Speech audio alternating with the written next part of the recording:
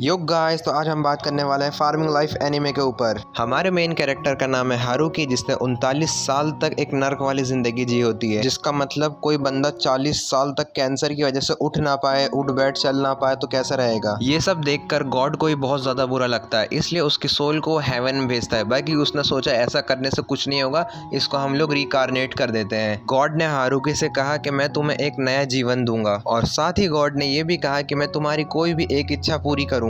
Haruki बड़ा ही सीधा बंदा था, उसने गॉड से सीधे बोला कि मुझे एक फार्मिंग लाइफ जीना है, और उसने साथ ही ये भी बोला कि मुझे ऐसी जगह पे पहुंचाना जहां मुझे शांति मिल सके, मतलब पीस। गॉड ने हारुकी की बात मान ली, लेकिन गॉड को ये काफी नहीं लगा, इसलिए गॉड ने हारुकी को एक बहुत ही खतरनाक सा पावरफुल सा टूल दिया, जो कि एक फार्मिंग टूल था, और उसका नाम ऑलमाइटी टूल था। जिसके बाद गॉड अपना डंडा उठाते हैं और हारुकी को एक ऐसी जगह पहुंचा देते हैं जहां पे उसको फार्मिंग लाइफ एनीमे जी सके पीस से, आसानी से, शांति से। हारुकी उठ बैठ कर बहुत ज्यादा खुश था, क्योंकि वो पिछले लाइफ में बिल्कुल उठ बैठ ही नहीं कर पा रहा था। हारुकी की ये नई दुनिया बहुत ही अच्छी थी और वहाँ पे बहुत बड़े बड़े पेड़ थे। ये देखकर हारुकी बहुत ज्यादा खुश हुआ कि अब मैं अपनी जिंदगी अच्छे से जी सकता हूँ। हारुकी की ये इच्छा थी जहाँ पर कोई सिविलाइजेशन ही ना आए, मतलब कोई इंसान हो ही ना, लेकिन उसका मतलब ये भी नहीं था कि वो बिल्कुल अकेला हो। हारुकी के कपड़े एकदम फार्मर जैसे थे। उसे याद आता है कि उसे गॉड ने ऑलमाइटी फार्मिंग टूल दिया था, जिसका यूज करके वो आसानी से फार्मिंग कर सकता है। हारुकी एक बार वो टूल को यूज करना चाहता था, पर वो सिर्फ एक ही बार चाहता था, पर वो इतना ज्यादा कर देता, उसको मजा आता है और वो बिल्कुल थक ही नहीं रहा होता। गॉड ने साथ ही साथ उसको एक हेल्दी बॉडी दी थी, जिससे वो काम करते हुए बिल्कुल थके ना। फिर उसके बाद हारुकी देखता है कि यहाँ की मिट्टी बहुत ज्यादा उपजाऊ है। हारुकी फिर कुछ कान लगा के सुनने लगता है, जिससे उससे पता चलता है कि वहाँ पर जंगली जानवर थे। हारुकी को सबसे पहले इस वर्ल्ड में आने के बाद एक घर की जरूरत थी, क्योंकि यहाँ पे बहुत सारे जंगली जानवर थे जिससे इसको खतरा हो सकता है। उसके बाद हारुकी फिर जंगल में अपने घर की तलाश में घूमने लगता है। फिर उसको एक बहुत बड़ा सा पेड़ मिला, जिसको वो अपना घर बना सकता था। पर एक दिक्कत अभी भी थी, हारुकी को पूरे जंगल में ना तो कोई नदी ना तो कोई तालाब मिला, जो कि उसकी प्यास और फार्मिंग के लिए बहुत ज्यादा जरूरी है। हारुकी फैसला करता है कि वो खुद एक कुआं खोदेगा। उसके बाद हारुकी अपने ऑलमाइटी टूल को एक फावड़े में बदल लेता है और जमीन को तब तक खोदने लगता है जब तक उसको पानी ना मिल गया। अब पानी का जुगाड़ तो हारुकी ने कर ही लिया है। उसके बाद हारुकी वहाँ पे बहुत सारे पेड़ देखता है जहाँ पे उसको फार्मिंग के लिए दिक्कत देते, इसलिए हारुकी ने सारे पेड़ों को जड़ से उखाड़ दिया। उसके बाद वहाँ पर एक बड़ा पेड़ आ गया। बाकी हारुकी ने सोचा कि अपनी पिछले लाइफ का ब्रेन थोड़ा सा यूज करके उस पेड़ को गिरा देगा, लेकिन हम उसके बाद देखते हैं ऑलमाइटी टूल के एक ही अटैक से वो पेड़ कट के बिल्कुल अलग सा हो जाता है। वो पेड़ हारुकी के ऊपर बस गिरने ही वाला होता है, बाकी हारुकी उससे बच गया। हारुकी सोचता है कि रात होने वाली है, तो इसलिए उसको अपने लिए खाने के लिए कुछ करना चाहिए, लेकिन वो एक चीज पर गौर करता है कि उसने इतनी ज्यादा मेहनत करी, लेकिन उसको फिर भी भूख नहीं लग रही। ये सब तो गॉड का ही कमाल था, उसने हेल्दी बॉडी दी थी हारुकी को। उसके बाद हम देखते हैं कि हारुकी बहुत सारी लकड़ियां काटने लगता है, जो कि उसके घर बनाने के काम में आती। हारुकी देख के बहुत ज़्यादा खुश होता है कि ये ऑलमाइटी टूल हर एक वेपन में कन्वर्ट हो सकता है, सिवाय कुछ इलेक्ट्रॉनिक टूल के। हारुकी ने बहुत सारी लकड़ियों को तो इकट्ठा कर लिया होता है, लेकिन फिर उसको एक और दिक्कत आ जाती है, जो कि लकड़ियों के साथ घर बनाने के लिए कीलों की भी तो ज़रूरत पड़ेगी। लेकिन एकदम ही वहाँ पे शाम हो जाती है और वहाँ पे अंधेरा भी होने ही वाला होता है, तो उसको जल्दी से जल्दी कोई ना कोई जुगाड़ करना पड़ेगा, नहीं तो फिर उसको पूरी रात अंधेरे में काटनी होगी। हारुकी सोचता है कि मुझे आग जला लेना चाहिए, बाकी उसके पास आग जलाने के लिए कुछ सामान नहीं था। हारुकी ने सोचा कि वो आग जलाने के लिए अपने टूल का यूज करेगा, बाकी वो भी कोई काम नहीं आया, क्योंकि वो अपने ऑलमाइटी टूल को माचिस की तरह यूज करेगा तो कभी ना कभी खत्म हो जाएगी।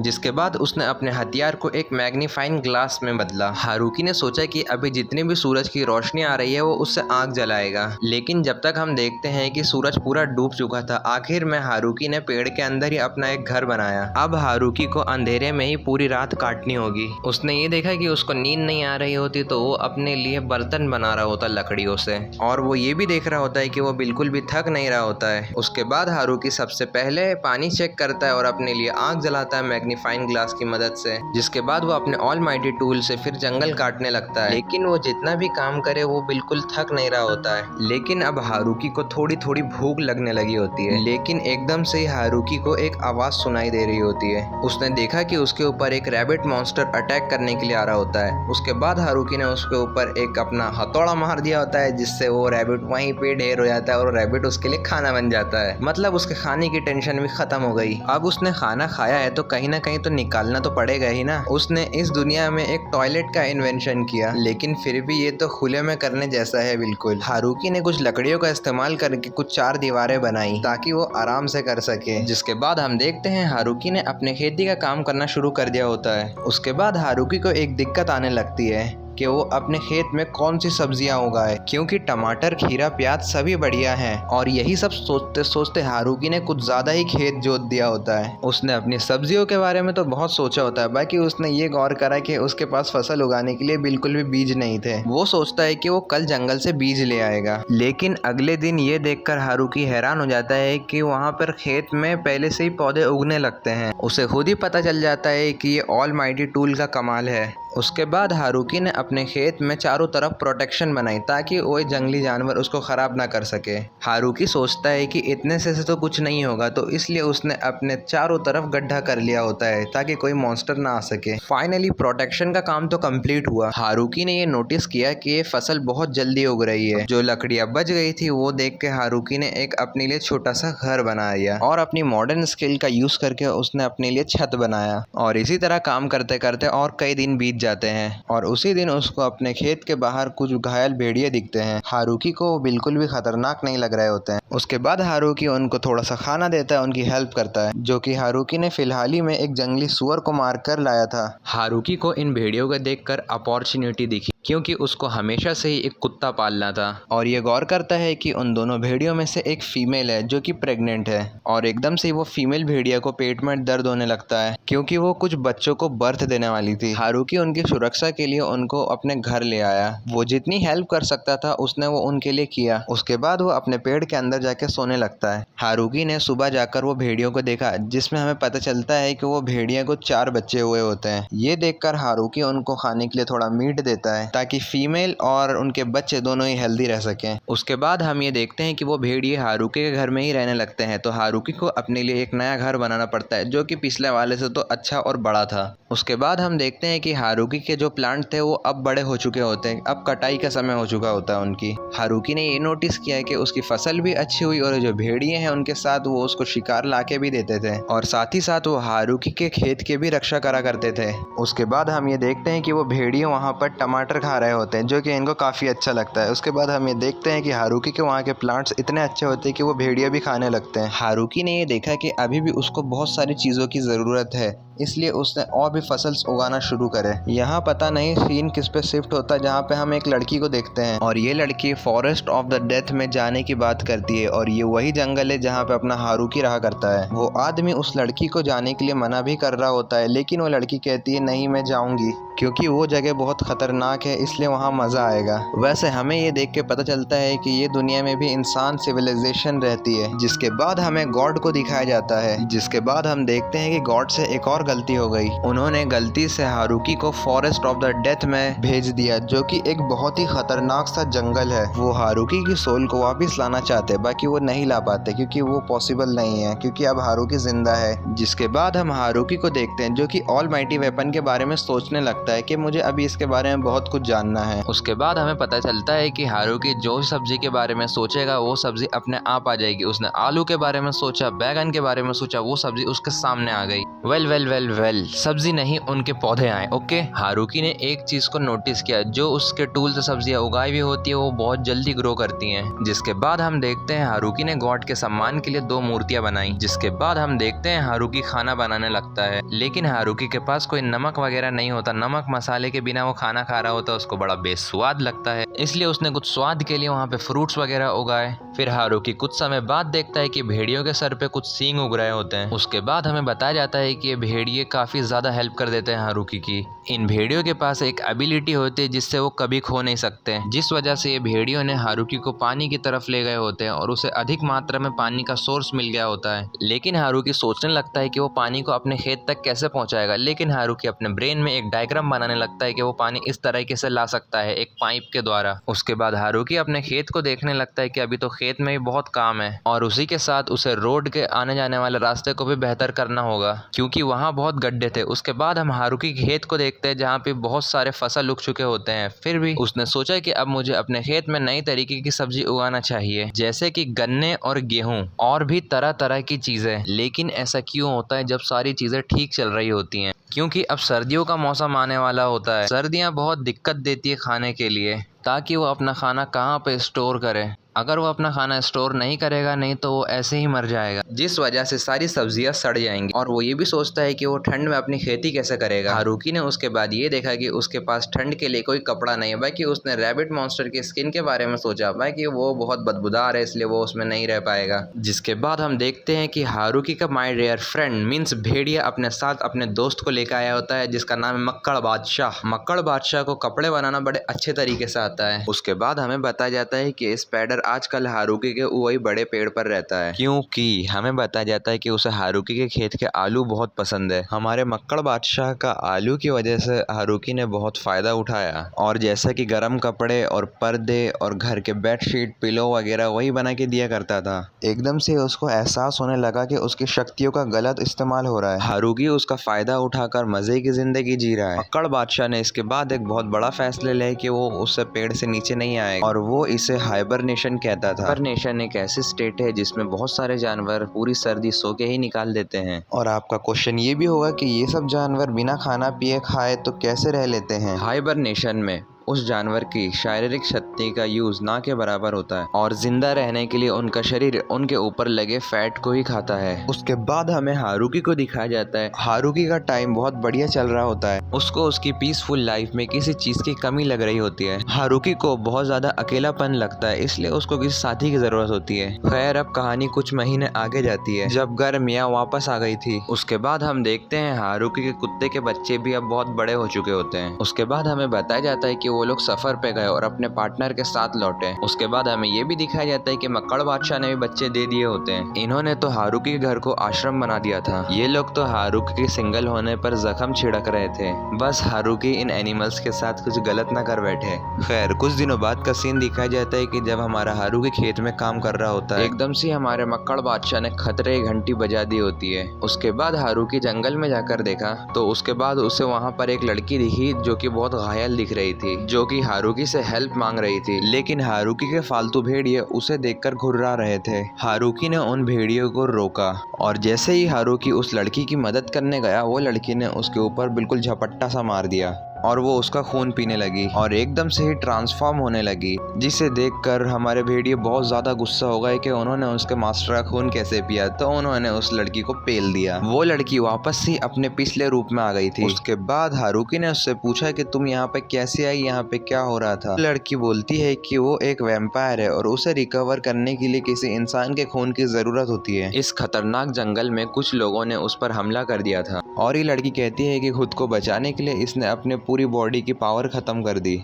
हारुकी उसकी बात को समझता है और बोलता है कि चलो तुम मेरा खून पी सकती हो। हारुकी ने ये चीज नोटिस करा कि वो अपने पिछले रूप में तो आ गई, बाकी वो पहले जितनी बड़ी नहीं हुई थी जैसे पहले हुई थी। इसके बाद वो लड़की बताती है कि वो अगर हारुकी का ज्यादा खून पिएगी तो तुम्हारी जान खतरे में आ सकती है। उसके बाद हारुकी कहता है कि तुम्हें जितने खून की जरूरत है तुम उतना खून पी सकती हो।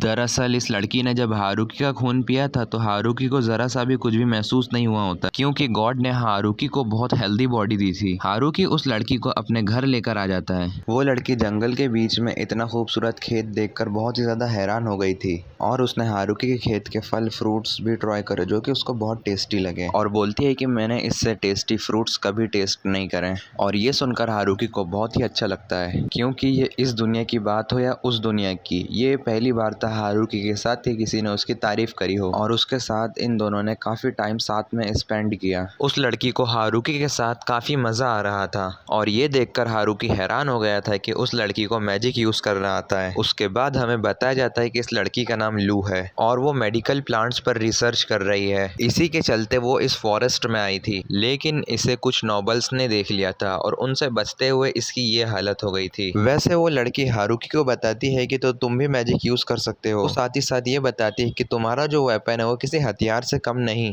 खैर, आज का दिन इन दोनों के लिए सरप्राइजेस से भरा रहा, लेकिन अब लू को यहाँ से जाना होगा। हारुकी रियलाइज करता है कि आखिर आज उसने कुछ ना कहा तो उसको सिंगल ही रहना पड़ेगा। उसके बाद हारुकी लू को यहाँ पे रुकने के लिए कहता है। लू मान भी जाती है कि वो अपने रिसर्च के लिए यहाँ कुछ दिन रुकेगी, लेकिन हारुकी चाहता था कि वो हमेशा उसके साथ रहे। अचानक ऐसी बातें सुनकर लू शर्माने लगी थी। लू हारुकी को समझाने लगती है कि वो एक वैम्पायर है और नोबल्स उसके पीछे पड़े हुए हैं, लेकिन हारुकी कहता है कि उसे किसी चीज से फर्क नहीं पड़ता। हारुकी लोगों से बात करने में अच्छा नहीं है, इसलिए वो लोगों से अलग रहना चाहता था, लेकिन अब उसको रियलाइज हो रहा है कि वो अकेला नहीं रह पाएगा। लू कहती है ठीक है, मैं यहाँ रुक जाऊंगी, लेकिन वो हारुकी के एकदम प्रपोज करने से वो बिल्कुल शर्मा सी गई थी। और हमारा भोला भाला हारुकी को अब जाके रियलाइज हुआ कि उसने क्या बोल दिया था। हारुकी उसको समझाने लगता है कि उसके बात का वो मतलब नहीं था। उसके बाद लू को गुस्सा आने लगता है और कहती है क्या तुम मुझसे मजाक कर रहे हो। हारुकी उसके बाद उससे माफी मांग रहा होता है और कहता है कि तुम यहीं रुक जाओ। लू सुनकर कहती है ठीक है, मैं यहीं रुक जाऊंगी। अब यही खुशी देखकर हारुकी लू से चिपकने लगता है। अब हारुकी के दिन बदलने लगे थे, उसे कोई मिल गया था जो उसे सुबह सुबह गुड मॉर्निंग कहे। हारुकी लू को बताता है कि वो उसके विलेज की पहली पर्सन है। हारुकी की ये जगह अभी तो कोई विलेज नहीं है, लेकिन वो यहाँ अपना गांव बसाना चाहता है।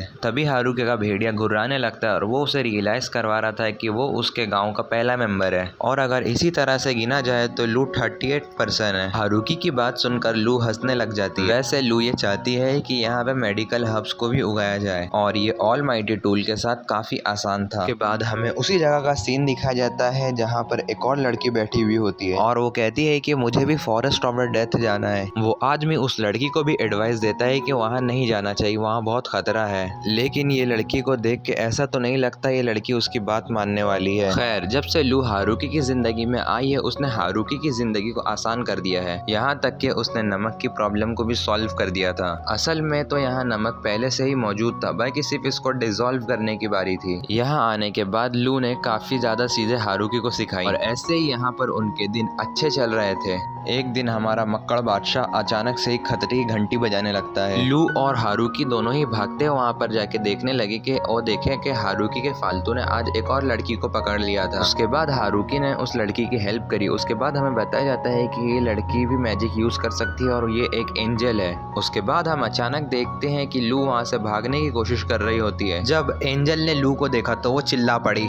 ये बात उन भेड़िए को बिल्कुल पसंद नहीं आई तो फिर से उस एंजल के ऊपर अटैक कर देते हैं। उसके बाद हारुकी ने उस एंजल को बचाया और अपने घर में लेके चला गया। उसके बाद हमें पता चलता है कि हारुकी के डॉग्स पर मैजिक काम नहीं करता, वैसे ही वुल्फ है और वो स्मेल्स को भी अच्छे से डॉज कर लेते हैं, जिसके जीते जागते गवाह ये एंजल और ड्रैकुला है। वैसे उसके बाद ये एंजल लू से पूछती है कि आदमी कौन है। उसके बाद लू थोड़ा शर्माती है और धीरे से कहती है कि ये मेरे हस्बैंड है। ये बात सुनकर वो एंजल एकदम हैरान हो गई। हारुकी ने भी हाँ में हाँ मिला दी कि हाँ मैं इसका हस्बैंड हूँ। उसके बाद ये एंजल अपना नाम टिया बताती है और साथ ही ये भी बताती है कि वो एक वॉरियर है और यही वो नोबल है जो कि हमारी ड्रैकुला के पीछे पड़ी थी। उसके बाद हमारी एंजल कहती है कि ये ड्रैकुला ने एक पूरे के पूरे शहर को ख़त्म कर दिया था। लू कहती है कि इसमें मेरी कोई गलती नहीं थी और साथ ही लू ये भी कहती है कि वो लोग मुझसे ड्रग्स और मेडिसिन बनवाया करते थे। उसके बाद हमारी एंजल सब कुछ सच सच बताती है। ड्रैकुला रात भर कुछ बैठ के रिसर्च करती रहती है और बहुत ही अजीब तरीके की मेडिसिन बनाती है और उसके रिसर्च के दौरान वहाँ पे बहुत ज़्यादा तबाही मचा देती है। लू उस एंजल को यहीं रुकने के लिए कहती है और उसने इस एंजल को अपना पूरा का पूरा खेत दिखाया। हमारी एंजल उस मक्कड़ बादशाह को देख के हैरान हो जाती है और वहीं पे बेहोश हो जाती है। ऐसे अब फसल काटने का वक्त हो चुका था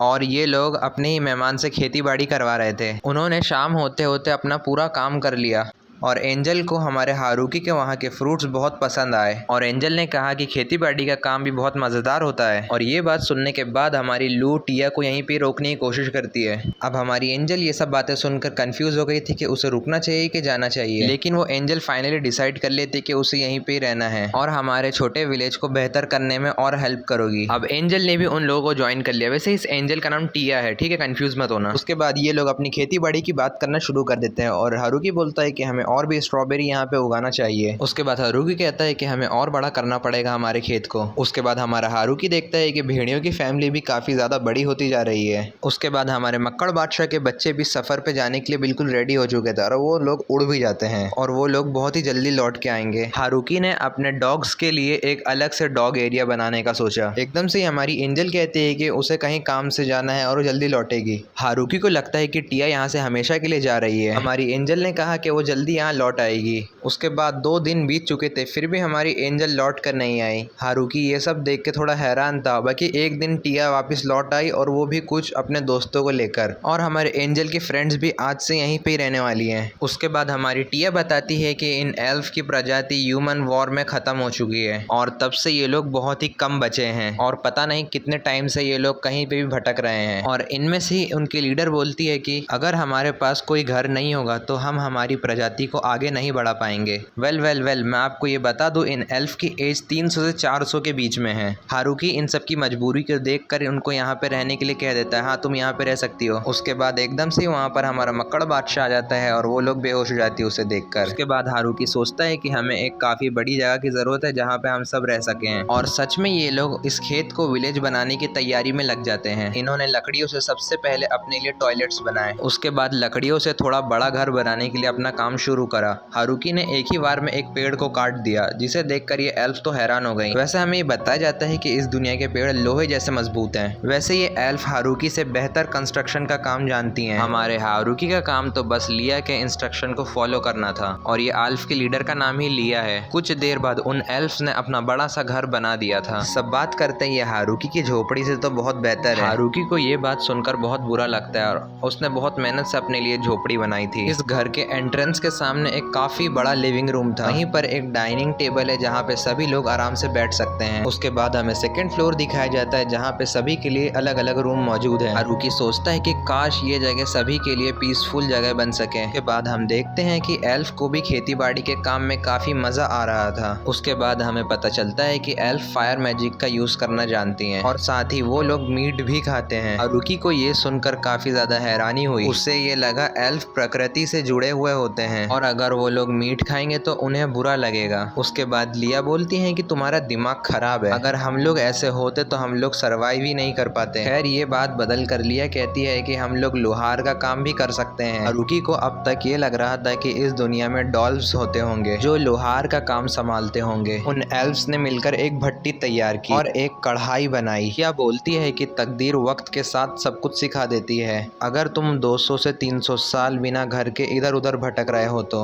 लिया कहती है कि वो लोग सब कुछ कर सकते हैं सिवाय सेटल होना और रिप्रोड्यूस करना। हारुकी कहता है कि तुम चिंता मत करो, ये तो मैं संभाल लूंगा। वैसे मैं आपको ये बता दूं, हारुकी के कहने का मतलब सिर्फ सेटल होना था। हमारा हारुकी तो बहुत सीधा साधा है, उसने दूसरी बात के ऊपर तो ध्यान भी नहीं दिया था। खैर वक्त के साथ इन्होंने ब्रेड बनाने का तरीका भी ढूंढ लिया था और हारुकी ये भी सोच रहा है कि उसे गेहूं की फसल को और भी बढ़ा देना चाहिए। खैर थोड़ी देर बाद हारुकी के मन में एक सवाल आता है कि इस जगह का कोई मालिक तो नहीं है। हारुकी ये बात लिया से पूछता है कि इस जगह का कोई मालिक तो नहीं है। लिया कहती है नहीं, इस जंगल का कोई मालिक नहीं है, तो टेक्निकली हम इस जगह के मालिक हो क्योंकि हमने यहाँ पे अपना विलेज बनाया है। वैसे हमारी ड्रैकुला कहती है कि ये जगह डीमन लॉर्ड को बिलोंग करती है। अब ये बात सुनकर हारुकी बहुत ज्यादा हैरान हो जाता है। लू पूछती है ये जगह बनाने के लिए तुम्हारी किसी ने मदद करी थी, लेकिन हारुकी मना कर देता है। तो फिर हमारी ड्रैकुला कहती है तो टेक्निकली ये जगह हमारी हुई। उसके बाद हम इन तीनों लड़कियों को एक साथ बैठा हुआ देखते हैं। ये तीनों हारुकी के बारे में बात कर रहे थे। इनका कहना था कि हारुकी काफी ज्यादा अजीब है, उसने यहाँ डीमन वुल्फ और डीमन स्पाइडर को टेम किया हुआ है।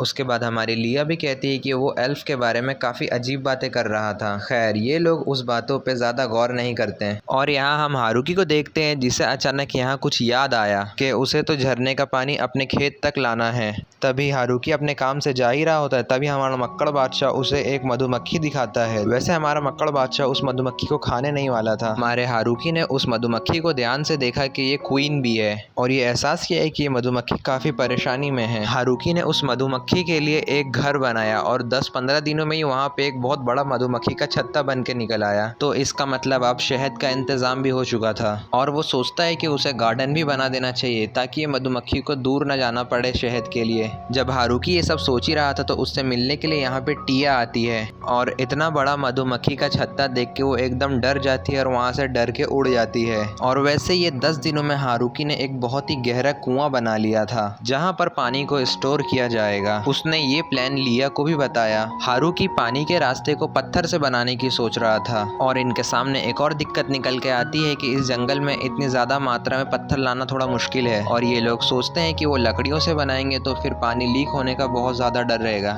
इन सारी परेशानियों को मद्देनजर रखते हुए हमारे हारुकी के दिमाग में एक बहुत बढ़िया आइडिया आया। उसने ऑलमाइटी टूल से मिट्टी को एक ऐसा शेप दिया कि वो एक कंक्रीट से भी ज्यादा मजबूत हो। उन्होंने वाटरवे को मजबूत करने के लिए फाउंडेशन का भी यूज किया और हारुकी की मेहनत और एल्फ की मदद से ये काम बहुत ही जल्दी हो पाया। इन्होंने ये काम तो फिनिश कर दिया और इनकी रोज झरने से पानी लाने की प्रॉब्लम भी सॉल्व हो गई। हारुकी देखता है कि यहाँ पे पानी के साथ साथ तो मछलियाँ भी आ गई। तभी अचानक वहाँ बहुत बड़ी मछली आ जाती है जिसने हारुकी पे एकदम हमला कर ही दिया था, लेकिन हारुकी ने अपने ऑलमाइटी टूल की हेल्प से उस मछली को काट दिया। उसके बाद मस्त आग वाग जला के उसको पकाने लगता है। वैसे ये फिश एकदम से रोने लग जाती है मरी हुई होने के बाद भी। वैसे ये fish forest of the dead से है जिसे देखकर लू और टिया काफी हैरान हो जाते हैं। वो सोचते हैं इसे इन्हें खाना चाहिए कि नहीं खाना चाहिए। हारुकी को तो अपना बनाया हुआ खाना काफी ज्यादा पसंद आया था और इसे ही देख सभी लोग खाने लग गए जिससे ये बहुत ज्यादा पसंद आया। अब इनके पास पानी की भी बढ़िया सप्लाई आ चुकी थी। तो उसके बाद अब इन्होंने चावल की भी फसल उगाना शुरू करा। टिया और ये लोग ना तो चावल की खेती बाड़ी के बारे में कुछ जानते थे। हारुकी ने इन सबको बताया कि चावल की खेती इस तरह से करी जाती है। उसके बाद हम देखते हैं कि ऑलमाइटी टूल की मैजिक की वजह से ये फसल बहुत ज्यादा जल्दी उग भी जाती है और अब वक्त आ भी चुका था कि इनको अब काट के सुखाया जाए। तभी इन सारी एल्फ ने इन फसल को एक झटके में काट दिया। उसके बाद इन लोगों ने इस फसल को सूखने के लिए रखा। ये सब हारुकी ने अपनी दुनिया में एक फेमस आइडल को करते हुए देखा था, एक फेमस सेलिब्रिटी वगैरह ऐसा ही कुछ, और वहीं से टीवी देखते देखते हारुकी ने ये सब सीख लिया। और अब इनको साफ करने और इनके छिलके उतारने के बाद अब ये खाने के लिए बिल्कुल रेडी हो जाती हैं। कुकर तो इन्होंने बना ही लिया था, अब इनको जरूरत थी तो आग की। हमारी लू भी फायर मैजिक यूज करना जानती थी। वो तो बस पूरे चावल को जलाने ही वाली थी, लेकिन हमारे हारुकी ने उसको रोका और कहा कि हमें तो सिर्फ थोड़े से आग की ही जरूरत है। और कुछ ही देर में वो चावल बन के रेडी हो जाते, लेकिन हारुकी वो चावल को किसी को खाने नहीं देता क्योंकि वो उससे राइस बॉल बनाने वाला था। और कुछ ही मिनटों में वो राइस बॉल बन के तैयार भी हो जाते हैं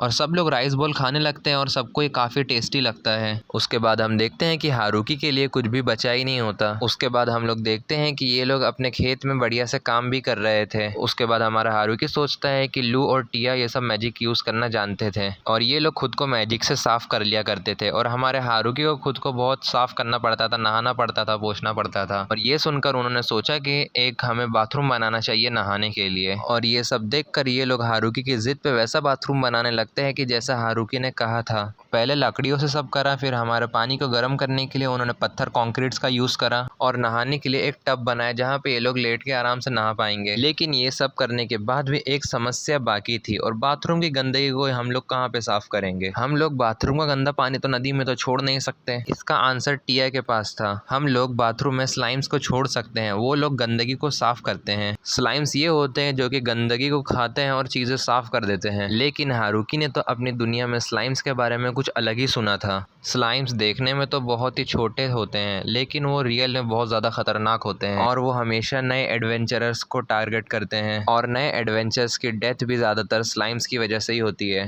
ये सब बातें तो हारुकी ने अपनी दुनिया में सुनी थी। टिया बताती है कि तुमने गलत किताब पढ़ी है, ऐसा तो कुछ भी नहीं है। हारुकी ने कुछ स्लाइम्स को खेत में छोड़ दिया था लेकिन टिया ने कुछ स्लाइम्स को बाथरूम में छोड़ दिया था। अब उनके ऊपर है वो लोग कैसे भी साफ करे वो सबको। उसके बाद हमें दिखाया जाता है कि पानी गर्म करने के बाद नहाया कैसे जाता है। लेकिन हारुकी की बोली बात उन लोगों को बिल्कुल समझ नहीं आ रही थी। वो कहते हैं कि हमें कुछ समझ नहीं आ रहा है, हमें प्रैक्टिकल करके दिखाओ। लेकिन हारुकी को तो बहुत मजे आने वाले थे। उसने कपड़े उतारे और साथ ही बोलता है कि कपड़े ऐसे उतारे जाते हैं और पानी ऐसे डाला जाता है और अपने आप को ऐसे पोंछा जाता है, फिर उसके बाद ऐसे नहाया जाता है। सारी लड़कियां ये देखकर एक्साइटेड हो गई थी। उन्होंने ऐसे ही पानी में डुबकी मार ली थी हारुकी के साथ और उन्होंने हारुकी को वहां से निकलने भी नहीं दिया। हारुकी वहां पे बहुत ज्यादा शर्माने सुनाने लगता है और बोलता है कि मुझे मेरे लिए अलग ही बाथरूम बनाना पड़ेगा। और सभी लड़कियां हारुकी को मना कर देती हैं कि हम लड़कियां लड़कों के बराबर हैं, लड़कों को स्पेशल ट्रीट नहीं किया जाएगा। हारुकी कहता है चलो ठीक है भाई, अब मुझे इससे कोई दिक्कत नहीं। उसके बाद हमें पता चलता है कि हारुकी ने मशरूम उगाने का तरीका भी ढूंढ लिया होता है और उसके कुछ देर बाद हमारा हारुकी का फालतू कुछ 5 नई एल्फ को लेके आ चुका था। लिया ने बताया कि ये लोग पहले उनके ही गांव में रहा करते थे, लेकिन गांव तबाह होने के बाद ये सब लोग अलग अलग हो गए और आज ही एक दूसरे को देख रहे हैं। अब इन 5 और एल्फ के लिए भी घर का इंतजाम करना था और इसी बहाने वो लोग हारुकी के घर को भी बेहतर करने वाले थे। हारुकी को तो मजे ही आ रहे थे क्योंकि उसके पास नींद से ज्यादा तो तकिए हो गए थे। ये सब होता देख हमारे हारुकी के फालतू तो बहुत ज्यादा नाराज हो जाता है और वो अपनी सैड स्टोरी सुनाने लगता है कि उसका नाम कुरु है और उसे ये नाम हारुकी ने ही दिया है। और कुरु बताता है उसके मास्टर से मिलने से पहले उसका कोई मास्टर नहीं था और वो जंगल में बंजारों की तरह इधर उधर घूमता फिरता रहता था, पूरे जंगल का राजा बना फिरता था और अपने आप को जंगल में सबसे ज्यादा ताकतवर समझता था और ये अपनी अकड़ में रहता था। लेकिन एक दिन ये एक लड़की से पिट गया और इसका घमंड चूर चूर हो गया और उसे इस लड़की ने एक गुलाम की तरह रखा और जब भी उसको कुछ जरूरत पड़ती वो अपना काम इससे करवा लिया और करती। एक और दिन आया जब इन दोनों का घमंड टूटा। एक मॉन्स्टर बियर ने इन दोनों को पछाड़ दिया था। ये दोनों इतनी गंदी तरीके से पीटे, उस बियर को भी रहम आ गया था और वो इन दोनों को छोड़ के ऐसे ही चला गया था। और ऐसे ही बुरी हालत में इनकी मुलाकात एक चोमू से हुई और वो और कोई नहीं हमारा हारुकी था। उसकी शक्ल ही ऐसी थी कि किसी को भी गुस्सा आ जाए। कुरो को भी बहुत ज्यादा गुस्सा आ रहा था हारुकी पर, लेकिन हारुकी के वेपन से बहुत ही ताकतवर मैजिक का स्मेल निकल के आ रहा था, इसलिए वो उस पर अटैक नहीं करता और साथ ही वो बहुत ही खतरनाक मॉन्स्टर को सिर्फ एक ही अटैक में खत्म कर देता है। और यही सब देखकर ये लोग हारुकी के वफादार हैं। और कुरो का एक ऐसा सच है कि उन्होंने अभी तक हारुकी को नहीं बताया कि वो लोग एक बहुत खतरनाक वुल्फ है और इन्हें इन्फर्नो वुल्फ कहा जाता है। हमारे कुरो की बात यहीं पे खत्म होती है। उसके बाद हमें इन लोगों का नया घर दिखाया जाता है जो कि बहुत बड़ा बंगले टाइप पे होता है। इस बड़े से घर के बीच में एक काफी बड़ा मेन हॉल था जहाँ पे सभी लोग आराम से बैठ के डाइनिंग टेबल पे खाना वाना खा सकते हैं। हमें एक एक करके पूरा घर दिखाया जाता है और बोला जाता है कि किचन इस जगह पर है और बेसमेंट में भी काफी जगह थी और लू और टिया को अपना अपना कमरा काफी ज्यादा पसंद आता है। हारुकी को वहाँ एक रूम मिला जिस पर वहाँ पे ताला लगा हुआ था। उस कमरे के अंदर डबल बेड रखा हुआ था। हारुकी ने ये देखकर तुरंत दरवाजा बंद कर दिया और वो सोचा वो ऐसे प्रिडिक्ट करेगा जैसे कि उसने कुछ देखा ही नहीं। टिया हारुकी से पूछती है अगर तुम्हें इस घर में कुछ भी चेंजेस करवाना हो तो हमें बोल देना, हम इस घर के थोड़े बहुत चेंजेस कर देंगे जैसे तुम बोलोगे। उसके बाद वहाँ पर हमारा हारुकी आ जाता है। उसने मेन गेट के पास 2 मूर्ति लगा दी होती है वुल्फ की। आज सभी लोगों ने काफ़ी ज़्यादा मेहनत करी थी इसलिए सब लोग हारुकी से पूछने आए थे कि आज खाने में क्या बनेगा। तो आज हारुकी का प्लान था करी बनाने का। उसके बाद हमें पता चलता है कि इन लोगों को करी के बारे में कुछ नहीं पता। हारुकी बोलता है करी बनाना बहुत आसान है लेकिन करी को बेहतर रूप देना बिल्कुल आसान काम नहीं। उसके बाद हारुकी ने करी के इंग्रेडिएंट्स बताया, बाकी उन लोगों को कुछ समझ आया नहीं। हारुकी इन लोगों को अपने खेत में लेकर आ जाता है और इन दोनों ने बोला कि हमने ऐसी फसलें कभी नहीं देखी क्योंकि इस जगह का ऐसा क्लाइमेट नहीं है कि यहाँ पे ऐसी वेजिटेबल्स उग पाए। बाकी ऑल माइटी टूल की वेपन की वजह से यहाँ पे बहुत जल्दी जल्दी सारा सामान उग सकता है, भले कोई सी भी चीज़ हो। उसके बाद हारुकी ने सबको जीरा दिखाया और हल्दी का पौधा भी, लेकिन हल्दी सूखने के बाद ही काम में आ पाएगी। हारुकी हल्दी का काम तो उन दोनों पर ही छोड़ देता है। उन्होंने वहाँ पे कई सारे वेजिटेबल्स को इकट्ठा करा जहाँ पर धनिया भी था। हमारे वुल्फ भी वो धनिया को देख कर पता नहीं क्यों डर के भाग जाते हैं। हारुकी को करी बनाते हुए देख टिया और लू बिल्कुल सदमे में चली जाती हैं। हारुकी ने यहाँ पे टोटल इंग्रेडिएंट्स जमा कर ही लिए थे लेकिन वो देखता है उसकी हेल्प करने के लिए सिर्फ एक लिया ही है। उसके बाद हमें पता चलता है कि लू और टिया किसी चीज पे रिसर्च कर रहे हैं। उन दोनों को भूल कर ये दोनों अकेले ही काम करना शुरू कर देते हैं। उसके बाद सबसे पहले उन्होंने आग जलाई, फिर तेल को गर्म करा, फिर मसाले कूटे, उसके बाद थोड़ा जीरा वीरा को भी उन्होंने भूना और सब्जी के तैयार होने के बाद मसालों को उन पे डाल दिया जाता है बिल्कुल सही मात्रा में। उसके बाद इस खुशबू ने सभी लोगों को अपनी तरफ आकर्षित कर लिया था। हर कोई करी के बनने का इंतजार कर रहा था और लिया के मुंह में तो पानी आने लगता है ये बनता हुआ देख के ही। सिर्फ हारुकी को कुछ तो याद आता है, बाकी वो बोल रहा है बाकी मुझे अच्छे से याद नहीं आ रहा इसमें क्या हम कम डाल रहे हैं। उसके बाद हारुकी को याद आया कि उसने नान तो बनाया ही नहीं, नान वही रोटी टाइप पे रहता है। वो करी बनाने में इतना ज़्यादा फोकस फोकस कर रहा था वो नान के बारे में तो भूल ही गया। हारुकी को ये बात अच्छे से पता थी, अगर सिर्फ हमने सब्जी बना ली उसके साथ और नान नहीं बनाई तो फिर सब्जी बहुत जल्दी खत्म हो जाएगी और किसी का पेट भी नहीं भरेगा। हारुकी को एक साथ काफी ज्यादा नान बनानी पड़ेगी। हारुकी ने बिना कुछ टाइम वेस्ट करे नान बनाना शुरू कर दिया। दूसरे ही सीन में हम लू और टिया को देखते हैं जो कि धनिया के ऊपर रिसर्च कर रहे थे। तभी उन तक भी नान की खुशबू आने लगती है। शाम तक काम खत्म हो चुका था और करी और नान दोनों ही बनकर तैयार हो चुके थे, लेकिन पता नहीं कोई भी उन्हें खाने की हिम्मत नहीं कर रहा था। ऐसा लग रहा है हारुकी ने जहर मिलाया इसमें भाई। वैसे ही इन सारी चीजों के बारे में कुछ भी नहीं जानते, इसलिए इनको पता नहीं कि इसे कैसे खाया जाता है। इनको खाने का तो बहुत मन करता है, बाकी ये लोग खा नहीं रहते। सब पहले हारुकी का इंतजार करते हैं, देखते हैं हारुकी कैसे खाता है। ये लोग खुद को बहुत देर से रोक के बैठे हुए थे। इसके बाद हमें दिखा जाता है कि सबसे पहली बाइट हारुकी लेता है और बताता है कि ऐसे ऐसे खाया जाता है। फिर सब धीरे धीरे करके सब लोग खाने लगते हैं। हारुकी थोड़े जोर से बोलता है अगर जिसको भी करी पसंद नहीं आया तो वो छोड़ सकता है, लेकिन ये सब लोग तो फिर से करी लेने के लिए लाइन में लग गए थे। अब हारुकी को अपने लिए चिंता होने लगती है कि उसके लिए कुछ बचेगा कि नहीं बचेगा। उसके बाद हमारी लू भी वुल्फ को करी खाने के लिए देती है, लेकिन करी में धनिया होने के कारण वो वुल्फ भी वहाँ से भाग जाते हैं। आखिर में हारुकी ने जो सोचा था वही हुआ, करी बिल्कुल भी बची नहीं, लेकिन वो फिर भी खुश था क्योंकि उसको करी का सिरवा मिल चुका था। वैसे मैं आप लोगों को बता दूं कि सर्दी का मौसम वापस आ रहा है और स्नोफॉल होने से पहले हारुकी ने सर्दी की तैयारी करना बिल्कुल शुरू कर दिया था। उसने सर्दियों के लिए लकड़ियां इकट्ठा कर ली थी। उसके बाद हमारे हारुकी ने मक्कड़ बादशाह से कंबल के बदले आलू दे दिया होता है। लू और टिया आगे के लिए फूड स्टोर कर रही थी और साथ ही पेट्स के लिए भी कर रही थी क्योंकि ये लोग सर्दियों में शिकार नहीं कर पाएंगे। एल्फ भी सर्दियों के लिए कुछ बना रही थी। हारुकी ने भी वेजिटेबल्स को सर्दियों के लिए बिल्कुल सेव कर दिया था और एक कपड़े से ढक दिया था जो कि स्नोफॉल होने के बाद वो बिल्कुल फ्रीजर जैसा काम करेगा। लू और टिया को मैजिक यूज करता हुआ देख हारुकी को भी मैजिक यूज करने का मन करता है। वो मैजिक यूज करने की कोशिश करता है लेकिन वो कर नहीं पाता। हारुकी लू से पूछने जाता है कि सबसे आसान मैजिक कौन सा होता है। फिर हमारी लू ने बताया कि इग्निशन मैजिक सबसे आसान होता है, लेकिन उसके अंदर मैजिक ना होने की वजह से वो ये भी नहीं कर पाएगा। वो उससे कहता है कि उसने टिया की तरह गोलम बनाने की भी कोशिश करी थी पर वो भी उससे नहीं बना। लू ये सुनकर हैरान हो जाती है क्योंकि गोलम बनाना कोई बच्चों का खेल नहीं है, यहाँ तक कि वो खुद भी वो मैजिक यूज नहीं कर सकती। ये सुनकर हारुकी को भी हैरानी होती है और वो बोलता है कि टिया इतना पावरफुल मैजिक भी यूज कर सकती है। अब टिया की तारीफ सुनकर लू को भी जलन होती है उससे। वो बोलती है मैं भी तो अपने मैजिक से कई सारी चीजें कर सकती हूँ। हारुकी थोड़ा अजीब वे में हंसने लगता है और बोलता है कि ये तो कहने वाली बात ही नहीं है, ये तो हम सभी जानते हैं, बल्कि सारे लोग काफी ज्यादा मेहनत करा करते हैं। सिर्फ मैं ही हूँ जो कि कुछ काम नहीं आ रहा हूँ। मैं सिर्फ थोड़ा बहुत गार्डन का और कुकिंग का काम ही कर पाता हूँ। लू कहती है तुम्हारा दिमाग घिसक गया है, यहाँ सबसे अमेजिंग तो तुम ही हो। हारुकी को लू की बात बिल्कुल कुछ समझ नहीं आ रही। लू कहती है फॉरेस्ट ऑफ द डेथ में सरवाइव करना कोई बच्चों का खेल नहीं। अपनी तारीफ सुनकर हारुकी को काफी खुशी होने लगती है। उसके बाद हम लोग नेक्स्ट डे का सीन देखते हैं जहाँ पे बर्फबारी होना भी शुरू हो चुका था। अब बर्फ गिर रही थी तो इनका ज्यादातर टाइम घर में ही बीत रहा था। टाइम काटने के लिए उनको कुछ तो मजेदार करना था। हारुकी ने अपनी दुनिया के 3 गेम्स बनाए। हारुकी ने चेस बनाए और भी कुछ इसी प्रकार के गेम बनाए। उनमें से एक गेम का नाम था रिवर्सी और जब इन्होंने इसके रूल सुने तो ये लोग तो काफी ज्यादा हैरान हो गए। यह बीच में बोलती है ये गेम इतना भी आसान नहीं है, ये गेम स्ट्रेटेजीज पे डिपेंड करता है जो कि इस गेम को काफी मुश्किल बना देता है। हारुकी टिया की तारीफ करते हुए कहता है टिया इस गेम को बहुत जल्दी समझ गई। हारुकी के मुंह से टिया की तारीफ सुनकर लू को फिर एक और बार जलन होना शुरू हो जाती है टिया से। उसके बाद लू टिया को डायरेक्ट उस गेम के लिए चैलेंज करती है। टिया भी चैलेंज को एक्सेप्ट कर लेती है। उनके बीच में एक बहुत ही खतरनाक सा गेम चलता है जिसमें साफ पता चलता है उसमें टिया जीत रही है।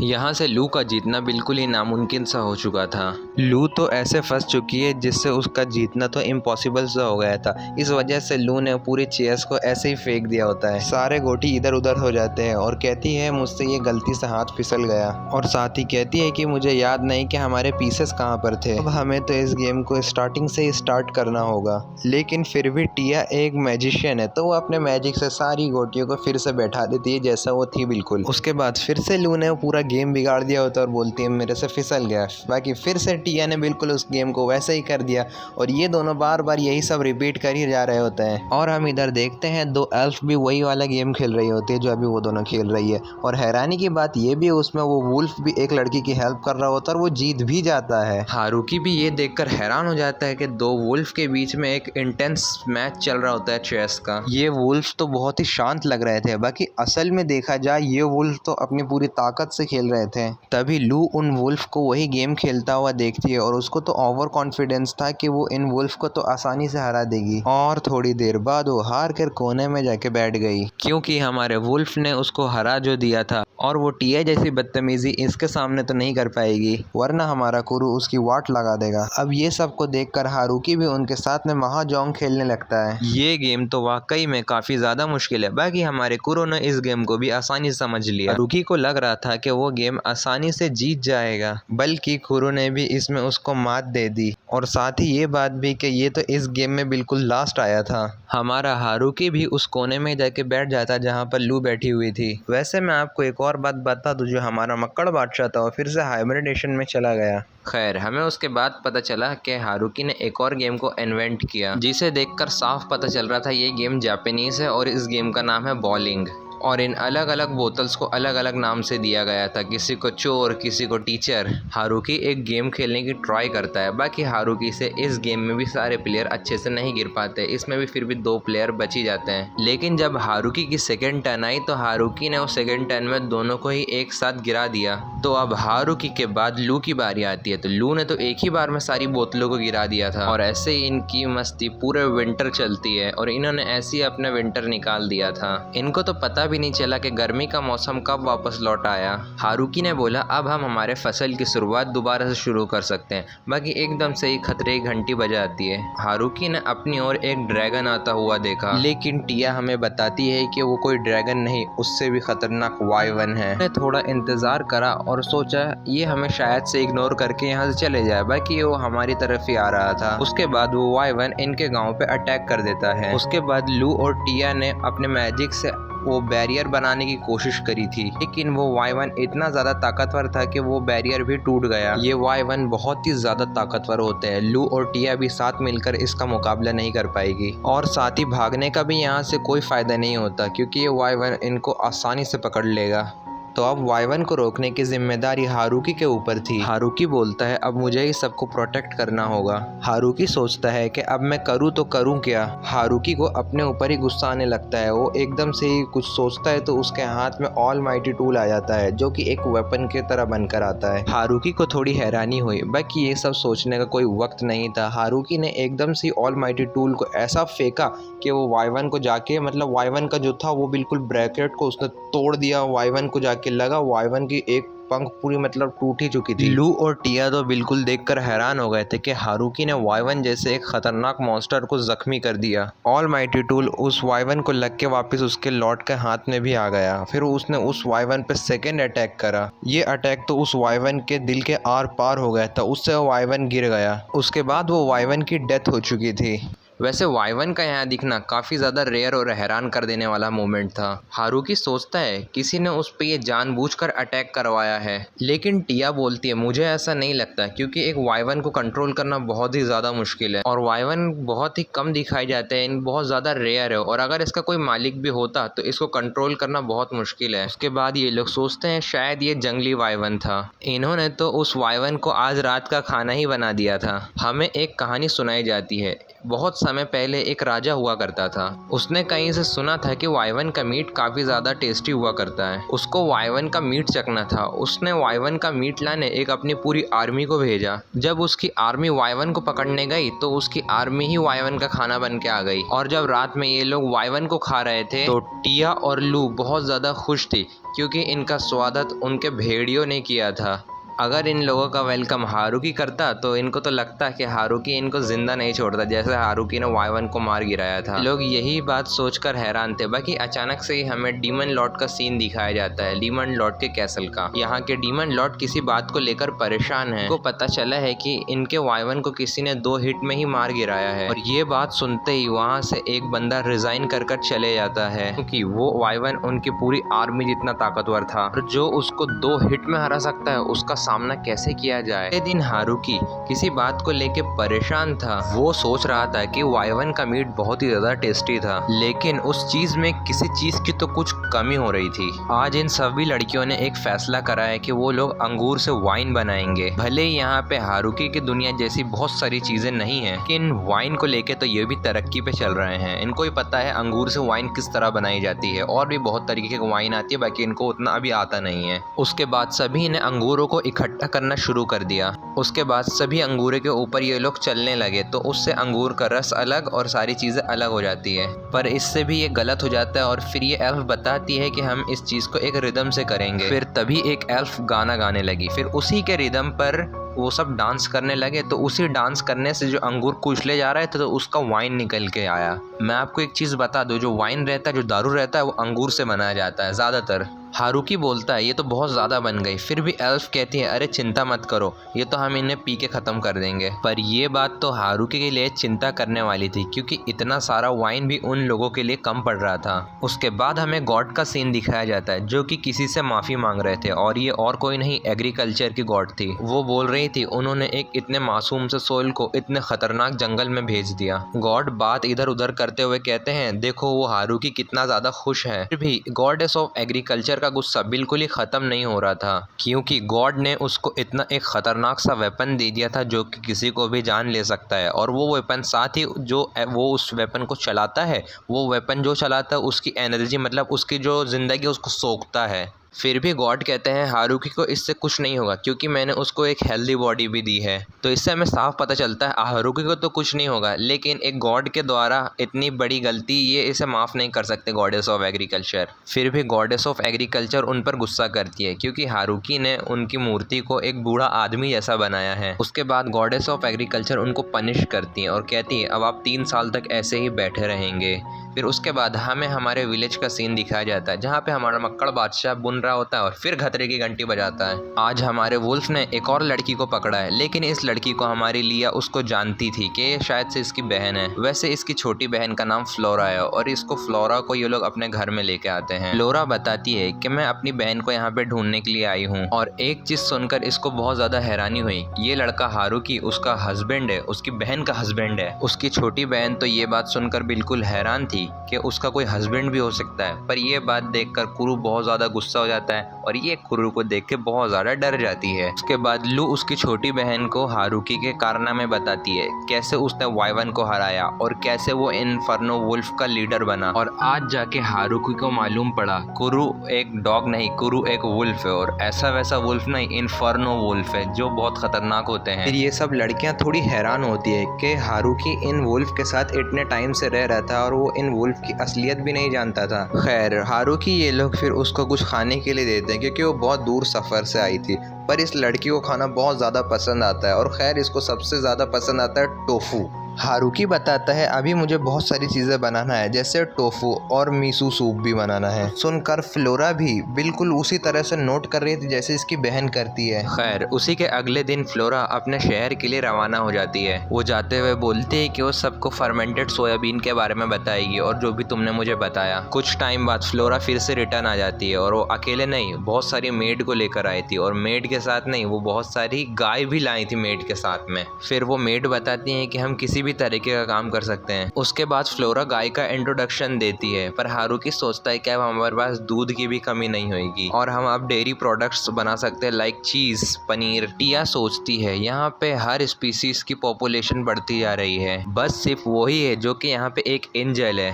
अब ये सब सोच के टिया थोड़ा घबराने लगती है कि अब वो यहाँ पे अकेले कैसे रह पाएगी। वो बोलती है मैं कुछ टाइम में यहाँ पे लौट के आऊँगी, और फिर हमें लौट के आ भी जाती है, बहुत जल्दी आ जाती है। और वो अपने साथ कुछ एंजल्स को लेके आई थी, और ये छिपकली जैसे दानव को, और ये अपने साथ मुर्गियाँ भी लाए थे। इसका मतलब अब अंडों की दिक्कत भी ख़त्म। अब धीरे धीरे लोग बढ़ते जा रहे थे, तो अब इस जगह को भी इनको बढ़ाने का कुछ सोचना पड़ेगा, और ये जगह अब ज़्यादातर सिविलाइज्ड होती जा रही है, क्योंकि अब यहाँ पे बहुत सारे लोग रहने के लिए आ चुके हैं। फिर हमें मेड के बारे में बताया जाता है कि ये बहुत कमज़ोर दिखती हैं, बाकी ऐसा बिल्कुल नहीं है क्योंकि ये बहुत ज़्यादा ताकतवर होती हैं। उसके बाद हमें इन मेड के बारे में पता चलता है जो कि इन लोगों को खाना बनाना बिल्कुल नहीं आता, बाकी फिर हारुकी इनको खाना बनाना सिखाता है और ये लोग खाना बहुत ही बढ़िया तरीके से बनाती हैं। हारुकी एक बार सिखाने से ही बहुत अच्छे सीख जाती हैं। टिया जिन एंजल्स को साथ लाई थी वो चौकीदारी का काम करते हैं और ये जो छिपकली जैसे दानव हैं ये मतलब भारी सामान भारी चीज़ों का इस्तेमाल करते हैं और इनके लीडर को इन्होंने एक लाल कलर का रुमाल बांध दिया था क्योंकि ये सब लोग एक जैसे दिखते हैं। उसके बाद वहाँ पे एल्फ की लीडर आती है जो बताती है कि मैं अपने साथ और एल्फ को लेके आई हूँ जो कि बहुत टाइम से जंगल में भटक रही थी, लेकिन हारुकी उनमें देखता है कि एक भी लड़का नहीं है उनके साथ। फिर इनकी लीडर बताती है कि इनमें से एक भी लड़का सरवाइव नहीं कर पाया था। रात में हारुकी ने सभी ग्रुप के लीडर्स को इकट्ठा करा। हारुकी खुश होता है, बोलता है कि अब हम बहुत सारे हो गए, अब इस विलेज में पॉपुलेशन बहुत ज़्यादा हो गई है तो अब हमें बहुत ज़्यादा जगह की ज़रूरत पड़ रही है। हारुकी बताता है अभी तो हम सब मैनेज कर लेंगे, बाकी अभी विलेज का हमें एक अच्छा सा नाम सोचना पड़ेगा। टिया बताती है कि ये विलेज में सबसे पहले तुम आए थे तो तुम्हारे नाम का विलेज करेंगे, मतलब हारुकी विलेज। बाकी हारुकी को ये बात बहुत ही अजीब लगती है। उसके बाद मक्कड़ बादशाह दरवाज़ा खोल के बताता है कि हम इसका पेड़ से नाम रख सकते हैं, तो हारुकी सोच के बताता है कि अब हम इस विलेज का नाम ट्री विलेज रखेंगे। हारुकी ने ये बात सबको जाकर बताई। अब हारुकी और इन सब लोगों ने बहुत ही बढ़िया से सेलिब्रेशन किया। अब ये सभी लोग हारुकी को मेयर कह के पुकारने लगे। हारुकी बोलता है कि हमें पहले तय कर लेना चाहिए कि मेयर कौन रहेगा, बाकी लू बताती है कि तुम ही हमारे मेयर रहोगे। सभी लोग हारुकी को मेयर जानकर बहुत ही खुश थे, तो हारुकी भी बहुत ज़्यादा खुश हो जाता है और सभी लोग बहुत ही इंजॉय करते हैं। सभी लोग काफ़ी ज़्यादा मस्ती कर रहे थे और दबा के वाइन पी रहे थे, लेकिन हारुकी साइड में अकेले बैठा हुआ था। उसके बाद टिया हारुकी को देखती है और अपने पास बुलाती है कि तुम कहाँ खोए हो, इधर आओ। हारुकी इतना ज़्यादा खुश है तो उसे ये सब सपना जैसा लगने लगता है। टिया उसको जगाते हुए कहती है कि ये कोई सपना नहीं है। उसके बाद टिया कहती है कि अब हम लोग साथ रहकर अपनी ज़िंदगी को जिएंगे। उसके बाद हारुकी और टिया चेयर्स करते हैं, तो फिर इसमें नशे में लपटी हुई लू भी कहती है मुझे भी चेयर करना है।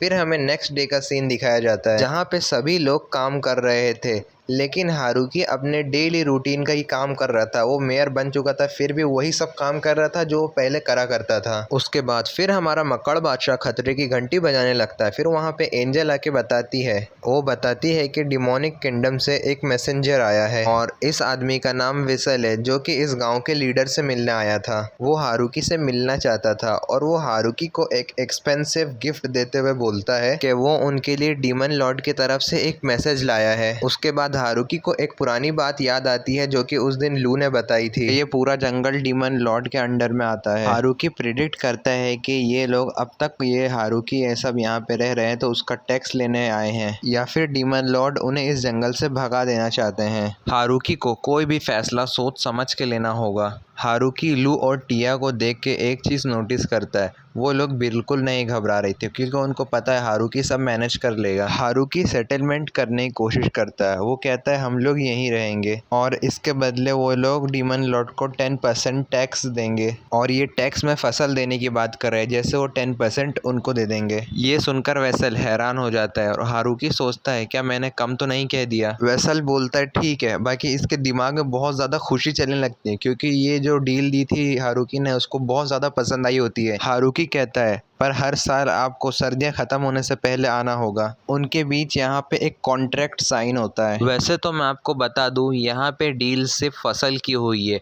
इन्हें अंडा दूध दही ये सब चीज़ें तो बिजनेस ट्रेड करना होगा, एक इस सामान के बदले उस सामान ऐसा करना होगा। हारुकी विसल को एक छोटा सा गिफ्ट देता है और विसल वहाँ से चले जाता है। उसके बाद लू और टिया हारुकी को बताती हैं कि अच्छा करा उसने टैक्स को 10% में ही सेट कर दिया, नहीं तो वो लोग 50 से 60% टैक्स भी ले सकते थे। हारुकी सोचता है क्या सच में मैं इतना ज़्यादा टैलेंटेड हूँ, और साथ ही ये बात भी कि वो लोग साल में एक बार ही आएंगे और एक बार में इनको ये सब नहीं पता चलेगा कि हम लोग क्या क्या उगाते हैं। लू तो ये गिफ्ट को लेके बहुत ज़्यादा खुश होने लगती है क्योंकि विसल इनको बहुत कीमती सामान देके गया था और ये एक ऐसी चीज़ है जो किसी भी चोट को ठीक कर सकता है। फिर हमें डीमन लॉर्ड का सीन दिखाया जाता है। सभी लोग ये सुनकर हैरान थे कि हारुकी ने उनके साथ बिजनेस करने का कहा है। ये बंदा कहता है शायद से हारुकी हारुकी के दिमाग में कुछ खिचड़ी पक रही है। लेकिन यहाँ पे हारुकी की बात मानने के अलावा उनके पास और कोई चारा नहीं था, क्योंकि विसल ने एक बहुत खतरनाक चीज देखी। क्योंकि वहाँ पे वैम्पायर की प्रिंसेस, सबसे खतरनाक एंजल्स एंड डीमन वुल्फ की बहुत बड़ी सेना थी, जो विसल को वहाँ पे लेके आई थी। 3 एंजल्स, ये 3 एंजल्स बहुत जानी मानी फाइटर्स पहचानी जाती है। विसल को एक चीज का डर था, जो अगर उसने वो ऑफर हारुकी का ठुकराया तो फिर उनके बीच में दुश्मनी भी आ सकती है। विसल ने एक चीज को नोटिस किया, वो जो हारुकी ने गिफ्ट दिया था उसके ऊपर का कपड़ा एक डीमन स्पाइडर का था, जिसने पिछले डीमन लॉर्ड को बहुत ही खतरनाक टक्कर दी थी, मतलब इक्वली की टक्कर दी थी।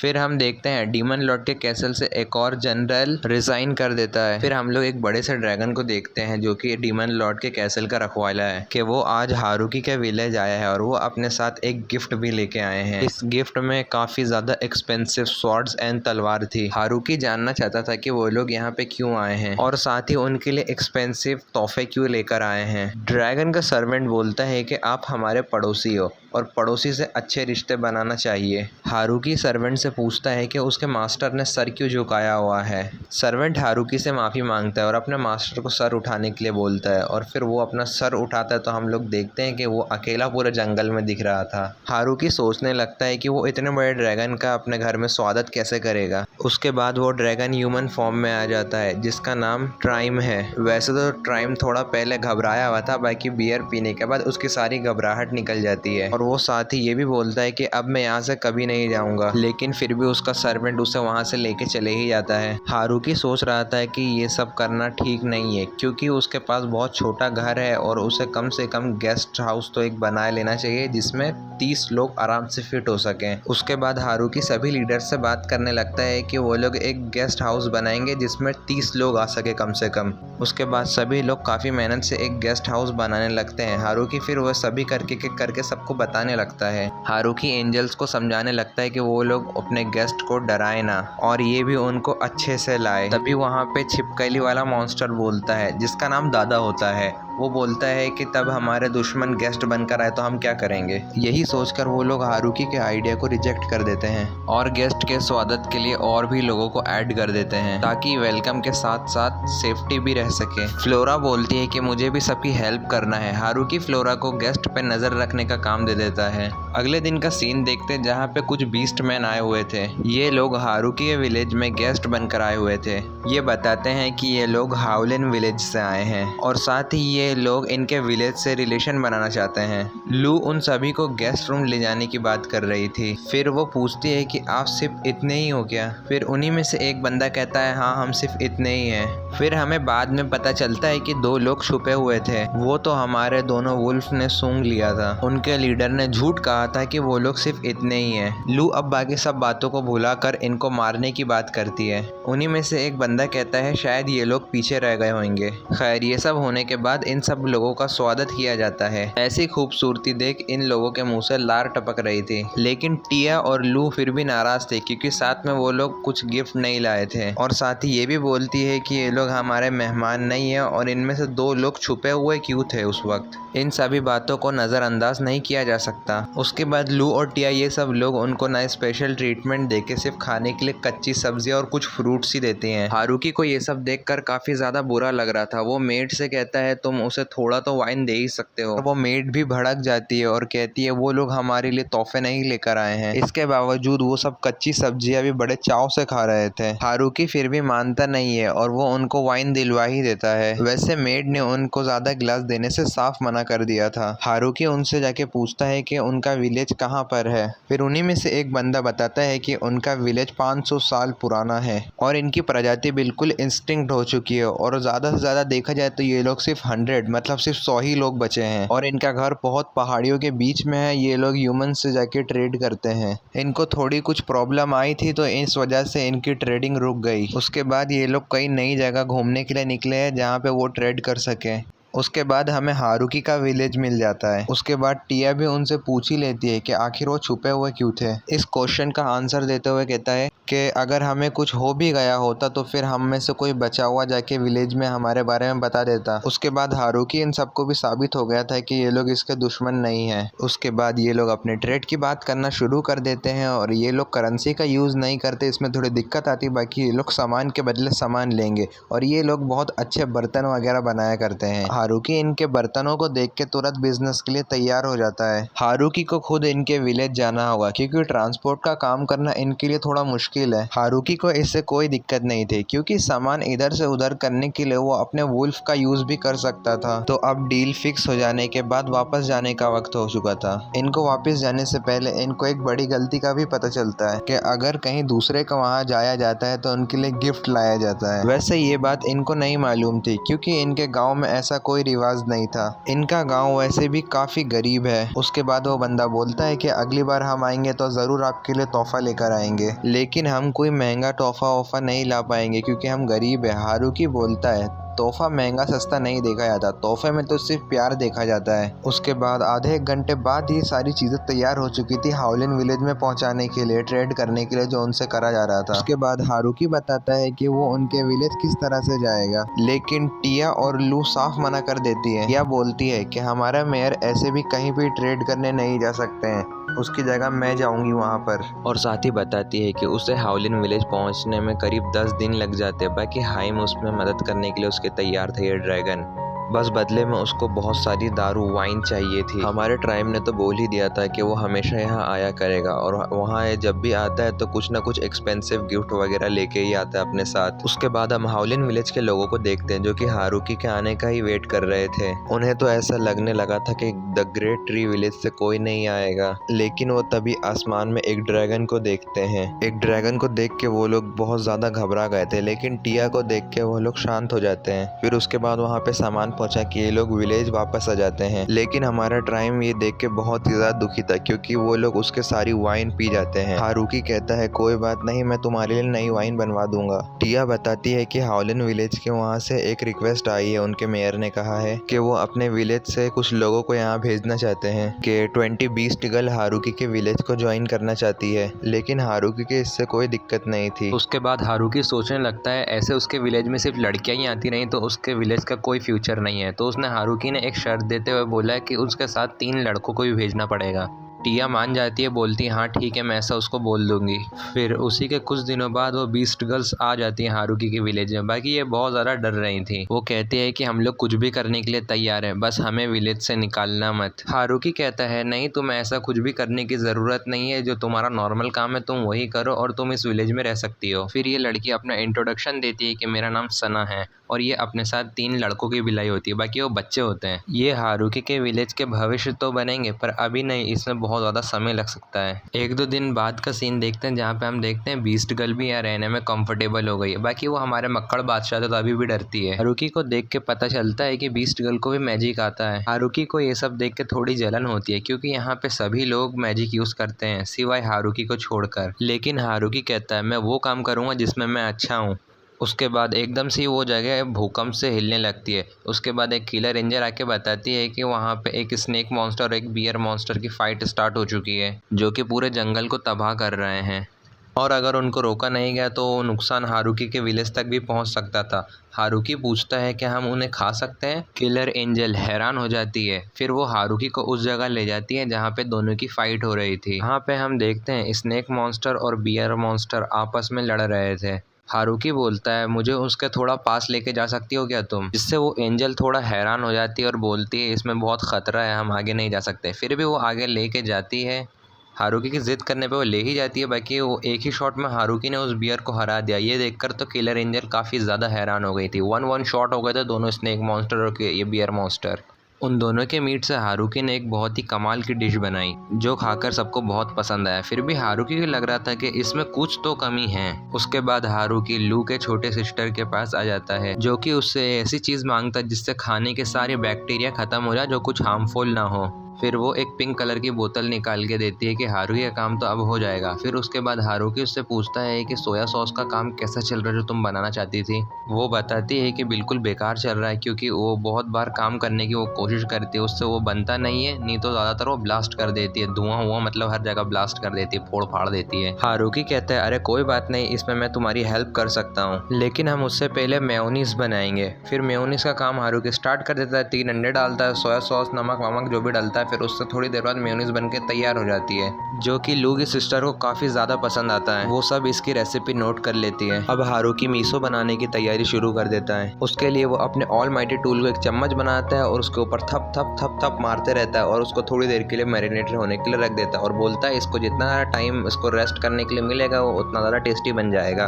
तभी लू वहाँ पे आ जाती है और वो बोलती है यहाँ पे कुछ गेस्ट आए। फिर उसके बाद हम देखते हैं यहाँ पे कोई डॉल्फ मैन आए होते हैं। वो कहते हैं कि हम यहाँ पे बिजनेस करना चाहते हैं, पर हमारे पास बिजनेस के लिए कुछ सामान लेने देने के लिए नहीं है, लेकिन हमें यहाँ की वाइन के बारे में बहुत सुनने को मिला है, यहाँ की वाइन बहुत टेस्टी होती है, हम उस पर करना चाहते हैं। जिससे सारी गर्ल्स तो मना कर देती है कि हम वाइन के ऊपर रिस्क नहीं लेंगे। बाकी वो बोलते हैं हमारे पास बिजनेस के लिए तो कुछ नहीं है, बाकी हमारे पास टेक्नोलॉजी है जिसका इस्तेमाल कर हम यहाँ पे बहुत सारी अलग अलग प्रकार की वाइन बना सकते हैं, अलग अलग फ्लेवर्स की। हमने यहाँ पे देखा है कि यहाँ की फसल बहुत अच्छी है, तो यहाँ से मतलब बहुत बढ़िया वाइन बनाई जा सकती है। ये सब सुनने के बाद हारुकी और उसके फ्रेंड्स को तो काफ़ी ज़्यादा अच्छा लगता है कि उसको अब अलग फ्लेवर्स की वाइन मिलेगी।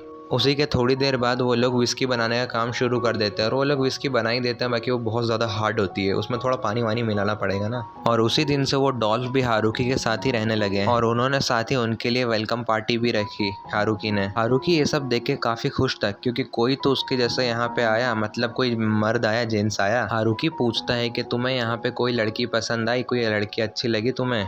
फिर वो डॉल्फ कहता है यहाँ की सारी लड़कियाँ अच्छी और बहुत ही ज़्यादा खूबसूरत है, बाकी हमें लड़कियाँ पसंद नहीं, हमें तो दाढ़ी मूंछों वाली औरतें पसंद है। उसके बाद हमें नेक्स्ट डे का सीन दिखाया जाता है जहाँ पे हारुकी काम करने के लिए जाता है, बाकी एकदम से हमारा मक्कड़ बादशाह खतरे की घंटी बजा देता है और फिर हम वहाँ पे देखते हैं एक ड्रैगन आ रहा होता है। हारुकी ने एकदम अपना वेपन निकाल लिया था, मतलब मारने के लिए बिल्कुल रेडी हो चुका था, लेकिन ट्राइम उस ड्रैगन से लड़ रहा है। फिर वहाँ पे हम तभी देखते हैं एक व्हाइट कलर का ड्रैगन भी आ जाता है। फिर हारुकी उसके बाद अपना भाला निकाल कर तैयार हो जाता है, जो कि एक बार फेंक भी देता है, बाकी वो ड्रैगन उस अटैक को डॉज कर लेता है। हारुकी के पास फिर वो वेपन आ जाता है, लेकिन एकदम से वहाँ पे उसका चमचा आ जाता है। हाँ, ये ट्राइम का सर्वेंट है। हमें पता चलता है कि ये ट्राइम की पूरी फैमिली है। उसके बाद वो उसकी फैमिली का इंट्रोडक्शन देना शुरू कर देती है। उसकी बेटी का नाम मून होता है, बाकी मॉम का नाम नहीं बताया। हमें पता चलता है कि ट्राइम यहाँ जब भी आता था तो फिर वहाँ से छुप के आता था हारुकी के विलेज पे। उसके फैमिली वालों ने सोचा कि छुप के कहाँ आता है, फिर उन्होंने देख लिया कि यहाँ पे आता है आपसे मिलने के लिए। ट्राइम को यहाँ के बियर एंड वाइन्स काफ़ी ज़्यादा पसंद आते हैं और वो अपने साथ एक्सपेंसिव सामान भी लाया करता था, जो कि उसके घर से ही वो चोरी करके लाता था। अब हारुकी को रियलाइज़ हो रहा है कि एक बिल्कुल अच्छा आइडिया नहीं था। फिर हारुकी उससे माफ़ी मांगता है,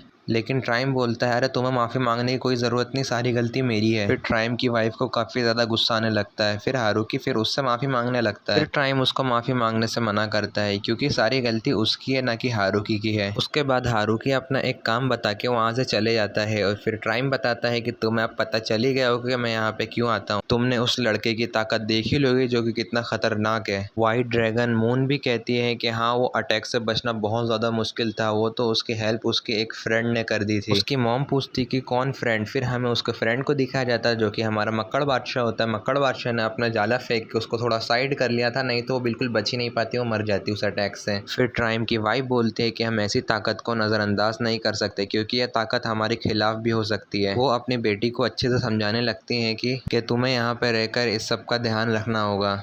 मून को अपनी मॉम का ऐसा फेस देखकर उसे उसकी बात माननी ही पड़ती है। मून ने पहले ही दिन से काम करना शुरू कर दिया होता है, लेकिन उससे कोई भी काम सही नहीं हो रहा है, क्योंकि ड्रैगन बहुत ताकतवर होते हैं, उससे कुछ भी काम सही नहीं हो रहा है, सब चीज़ खराब ही होता है। और इतना ही नहीं, इस ड्रैगन के यहाँ पे आने से मुर्गी और गाय ने भी अंडे दूध देना बिल्कुल बंद सा कर दिया था। ड्रैगन इतने ताकतवर होते हैं, इससे सब उससे डरते हैं। हमें टिया बताती है कि ड्रैगन सिर्फ ताकतवर नहीं, साथ ही इंटेलिजेंट भी होते हैं। अब यही सब बातों को मद्देनजर रखते हुए हारुकी के दिमाग में एक आता है आइडिया। तो एक दिन यहाँ पे फ्रूट का ट्रेड करने के लिए वेसल आया था। वो देखता है कि मून को विलेज को संभालने का काम मिला था, रिलेशनशिप को बढ़ाने का दूसरों से। मून बताते हैं कि उसके पास किसी सामान का स्टॉक कम है तो उसको वो ले जाना होगा। और हम यहाँ पे देखते हैं विसल की तो यहाँ पे काफी ज्यादा फटी हुई थी, वो तो सिर्फ हाँ में हाँ मिलाया जा रहा था। अब सारा काम हो चुका था तो विसल अपने डीमन कैसल पे निकल जाता है और वहाँ पे जाके सबको बताता है कि अब तो उनके पास एक ड्रैगन भी है। अब विसल को ये तो समझ आ चुका था कि उनको किसी को रखनी होगी वहाँ पे नजर के लिए। विसल अपनी बेटी को बुलाता है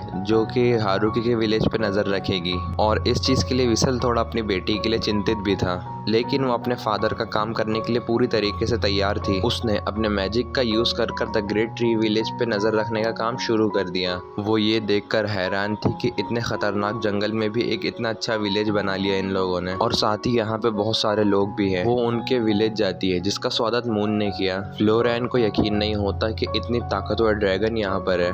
मून उसे हारुकी के खेत दिखाने लगती है और उसके बारे में सब समझा भी रही थी कि इसमें क्या क्या उगता है। खैर विसल की बेटी सोचती है कि ये ड्रैगन उसको फूल पत्तियां क्यों दिखा रही है। फिर वहाँ पे किलर एंजल आके बोलती है कि वहाँ पे हाउलिन विलेज से कुछ मैसेंजर आए हैं। फ्लोरैन को काफी अच्छा मौका मिल गया था यहाँ पे ताक झाक करने के लिए। वो यहाँ पे देखते हैं lizard man, beast girl and made. तो ये सब देख के उसको एक अंदाजा हो चुका था कि वो अब जीत सकती है, अपनी पूरी फौज से लड़े तो जीत सकती है। बाकी उसके बाद वो फ्लोरा को, किलर एंजल को, वुल्फ को, मक्कड़ को अपना देखती है तो उसको समझ में आ चुका होता है कि वो नहीं जीत सकती इन लोगों से। उसका कॉन्फिडेंस बिल्कुल लो हो चुका था। सोचती है कि इतनी ताकतवर मिलिट्री को लीड करने वाला कितना ताकतवर होगा।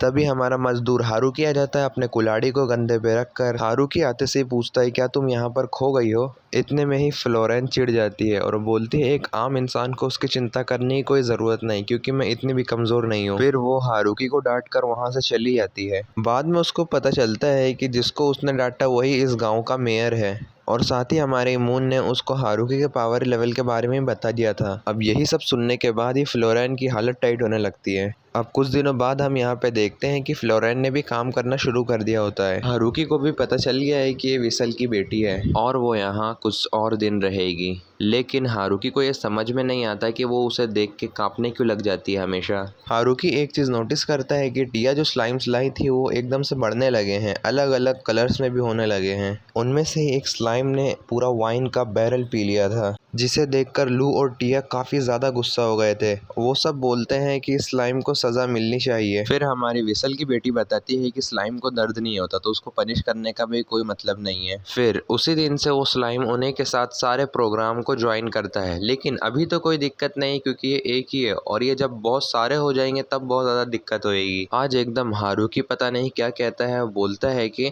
आज अगर इसके साथ सी फूड भी होता तो खाने में और भी मज़ा आता।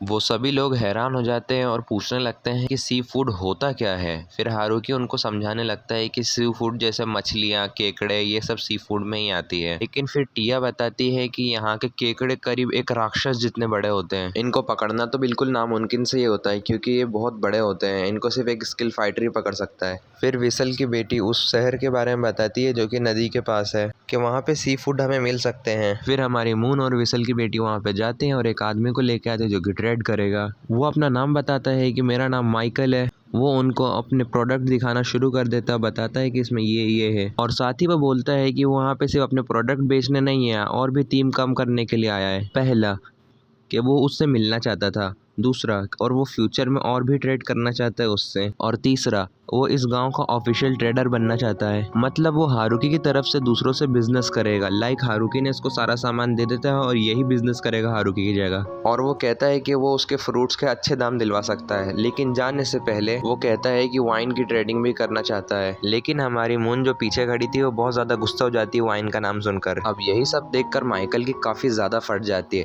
लेकिन अब हमें बताया जाता है कि माइकल इतने टाइम से बहुत शांत था, बाकी ये शांत नहीं था, काफी ज्यादा डरा हुआ था। फिर हमें थोड़ा पुराना सीन दिखाया जाता है जहाँ पे इस आदमी के पास व्यापार के लिए कुछ लोग आए हुए थे। वो ट्री विलेज से आए थे। जैसे ही ट्री विलेज का नाम सुना तो वैसे चला गया, वैसे मना कर रहा था सबको। वो देखता है कि यहाँ पे विसल की बेटी और एक लेजेंडरी ड्रैगन जो कि बहुत ज्यादा ताकतवर है वो यहाँ पे क्या करने आई है। फिर उसको पता चलता है कि वो यहाँ पे ट्रेड करने आई हुई है, कि सामान के बदले सामान। फिर वो अपने प्रोडक्ट्स दिखाती हैं, जिससे ये आदमी का दिमाग चलने लगता है, सोचता है ये सामान तो बड़ा बढ़िया है। इनके साथ काम करने में रिस्क है, बाकी मुनाफा भी उतना ही है। वो लोग सैंपल के लिए अपने साथ अपने खेत के फल लेकर आए हुए थे और अभी पूरे देश भर में इन फलों की बातें ही चल रही हैं। हमारा माइकल तो हारुकी से मिलना चाहता था, बेचारा माइकल की तो बहुत ज़्यादा फटी पड़ी थी भाई यहाँ पर। इन सभी लोगों ने अपनी ज़िंदगी में पहली बार सी फूड खाया और सी फूड सबको काफ़ी ज़्यादा पसंद आता है। और हमने नेक्स्ट डे का सीन देखा कि विलेज पर एक और ड्रैगन का हमला हुआ है और ये वाकई जंगल को नुकसान पहुंचा रहा था। फिर वो ड्रैगन हारुकी को चिढ़ाने लगता है। फिर हारुकी ने अपने ऑलमाइटी टूल से एक अटैक किया जिससे वो ड्रैगन डॉज कर लेता है, लेकिन हारुकी का सेकंड अटैक तो डॉज करने वाला नहीं था। वो जाकर उसको पड़ जाता है और वो उस अटैक से घायल हो जाती है और गिर जाती है। तो वो लड़की हारुकी के सामने सरेंडर कर देती है, लेकिन हारुकी उससे पूछता है कि तुमने जंगल पर अटैक क्यों करा। वो लड़की बताने वाली ही थी, लेकिन वहाँ पे तभी ड्राइम आ जाता है। उसने हारुकी को बताया कि ये मून की बड़ी बहन है। इस लड़की का नाम हाकुरेन है। वो बोलती है कि वो यहाँ पे मून के हस्बैंड को देखने आई हुई है कि वो कैसा है।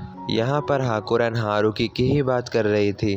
हारुकी ट्राइम को देखने लगता है और ट्राइम बोलता है कि शायद उसने नशे में कुछ भी बड़बड़ा दिया था। ट्राइम बोलता है कि हाकुरेन यहाँ पे हारुकी को परखने नहीं आई है, असल में उसे मून से जलन हो रही है। हाकुरेन गुस्से में बोलती है, हाँ मुझे उससे जलन हो रही है क्योंकि मून मुझसे छोटी है और मून की शादी मुझसे पहले करवा रहे हो आप। ये काफ़ी गलत बात है। हारुकी यही सब देखने और सुनने के बाद काफ़ी ज़्यादा गुस्से में हो जाता है और कहता है अगर तुम यहाँ खेलना ही हो तो ठीक है। फिर हारुकी को दिखाया जाता है कि वो उससे ही पूरा जो उसने गांव को तबाह वबाह करा था तो वो उससे पूरा साफ करवा रहा होता है। फिर कुछ ही देर बाद वो अपना सारा काम करके सब साथ में बैठ के खाना खाने लगते हैं और साथ ही वो लोग हारुकी के बनाए हुए गेम को भी खेलते हैं। लेकिन इस गेम में ट्विस्ट था, वो लोग महाजोंग नाम का एक गेम खेलने वाले थे। ये गेम ऐसा वैसा नहीं, इसमें अपना कुछ सामान दाव पे लगाना होता है। हारुकी के पास कुछ भी दाव पे लगाने के लिए नहीं था, इसलिए वो बोलता है कि वो जितने भी बार हारेगा वो अपना एक कपड़ा उतारेगा। फिर थोड़ी देर बाद हम गेम खत्म होने के आखिरी में देखते हैं कि हारुकी के बॉडी पे एक भी कपड़ा नहीं होता, सिर्फ उसके पास अपनी बची हुई लंगोट होती है। अब अपनी इज्जत को बचाने के लिए उसको ये गेम जीतना ही पड़ेगा। लेकिन हम देखते हैं कि जो हारुकी के पास बचे हुए कपड़ा था, लंगोट था, वो भी हार जाता है। फिर हम सीधे डेमन कैसल का सीन देखते हैं। वो सब बात कर रहे हैं कि वो ट्री विलेज को एंशिएंट ड्रैगन हाकुरेन ने भी ज्वाइन कर लिया है। अब वो लोग इतने ज्यादा ताकतवर हो गए कि पूरी एक कंट्री पे कब्जा कर सकते हैं। डीमन लॉर्ड तो किसी और बात को लेकर परेशान थे। वो सोच रहे थे कि आज उनकी बेटी ने उनको एक ही बार गुड मॉर्निंग का। वैसे मैं आपको एक और बात बता दूं कि एक और जनरल ने रिजाइन कर दिया है। फिर हम विलेज का सीन देखते हैं। हम देखते हैं हाकुरेन यहाँ पे बच्चों को पढ़ा रही होती है। उसने विलेज में थोड़ी और दिन रहने का फैसला करा होता है। फिर हमें हाकुरेन के थोड़े पुराने काम के बारे में बताया जाता है कि हाकुरेन काम तो अच्छा कर लेती है, बस वो काम करने से आलस करती है, इसलिए वो कुछ आराम सा काम ढूंढती है। तो उसने बच्चों को पढ़ाना शुरू कर दिया था और ये काम वो काफ़ी अच्छे से कर रही थी, उसे ये करना पसंद था। फिर हम देखते हैं कि कुछ सपेरी लड़कियां बहुत सारा कीमती सा सामान लेकर आई हुई थी। वो लोग हारुकी से हेल्प मांगने आए हुए थे क्योंकि उन पे भेड़ियों के झुंड ने एक अटैक कर दिया था, उनका पूरा घर तबाह कर दिया और वो हारुकी के भेड़िए ही थे। हारुकी ने उन जेम्स के बदले उनसे सॉरी बोला और ऊपर पहनने के लिए कपड़े दिए और फ्रूट्स दिए और अब से ये लोग विलेज में ही रहेंगे और ये लोग का काम है सामान इधर से उधर करना। और इनके आने के बाद से जो बिजनेस था वो बहुत ही अच्छे से और फास्ट चल रहा था।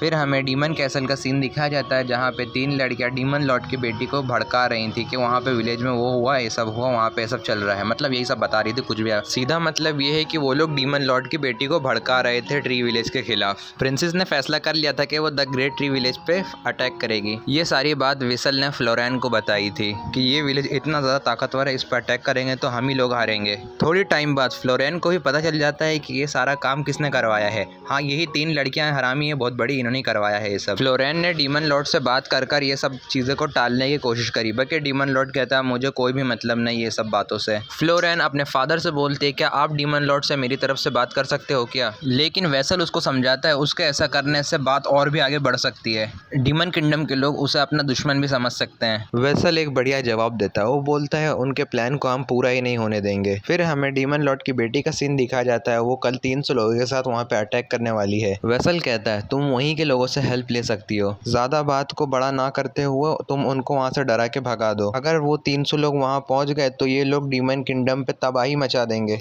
फिर हम यहाँ पे देखते हैं वो 300 लोग थे आर्मर पहन के, वो लोग यहाँ पर आ गए थे।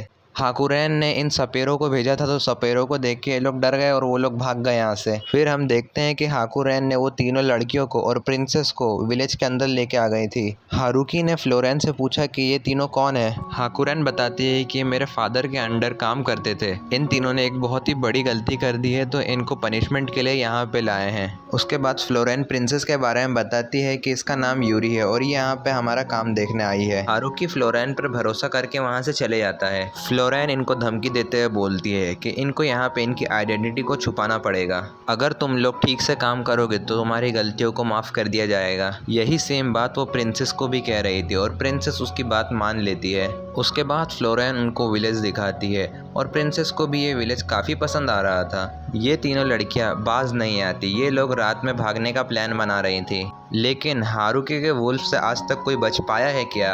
रात में तो इनका प्लान कैंसिल होगा, बाकी ये दिन में आई तो दिन में हमारा मक्कड़ बादशाह मिल गया इनको, उससे भी बेहोश होगा ये लोग देख के। अब रात दिन तो खत्म हो गया था तो अब इनको मजबूरी में विलेज में काम करवाना ही पड़ता है। प्रिंसेस को पछतावा होने लगता है कि वो लोग यहाँ पे वॉर करने वाली थी, पर ये जितनी बातें हुई तो उसमें वो गलत फ्लोरेन को ही ठहरा रही थी क्योंकि वो यहाँ पे बिना बोले आई थी। फ्लोरेन और प्रिंसेस बचपन के बेस्ट फ्रेंड है। फ्लोरेन प्रिंसेस से माफ़ी मांगते हुए बोलती है, मुझे माफ़ करना, अब से मैं ये गलती दोबारा नहीं करूँगी। दूसरी तरफ ये तीनों लड़कियों को भी यहाँ पे रहने में काफ़ी ज़्यादा मज़ा आ रहा था। हारुकी ने देखा कि उसके विलेज के कुछ नए लोगों ने ज्वाइन करा हुआ है। तभी एकदम से हारुकी नोटिस करता है कि लू की हाइट थोड़ी छोटी लग रही थी। लू कहती है शायद से उसका ट्रांसफॉर्मेशन मैजिक ठीक से काम नहीं कर रहा है, लेकिन वो बोलती है कि मैं जल्दी ठीक हो जाऊंगी। प्रिंसेस भी खेत में काम करने की जिद कर रही थी, लेकिन वो तीन लड़कियां क्वीन को मना कर रही थी कि आप ऐसे छोटे मोटे काम यहाँ पे नहीं कर सकते और ये भी आपके कपड़े गंदे हो जाएंगे और ऐसा काम प्रिंसेस पे शोभा नहीं देता।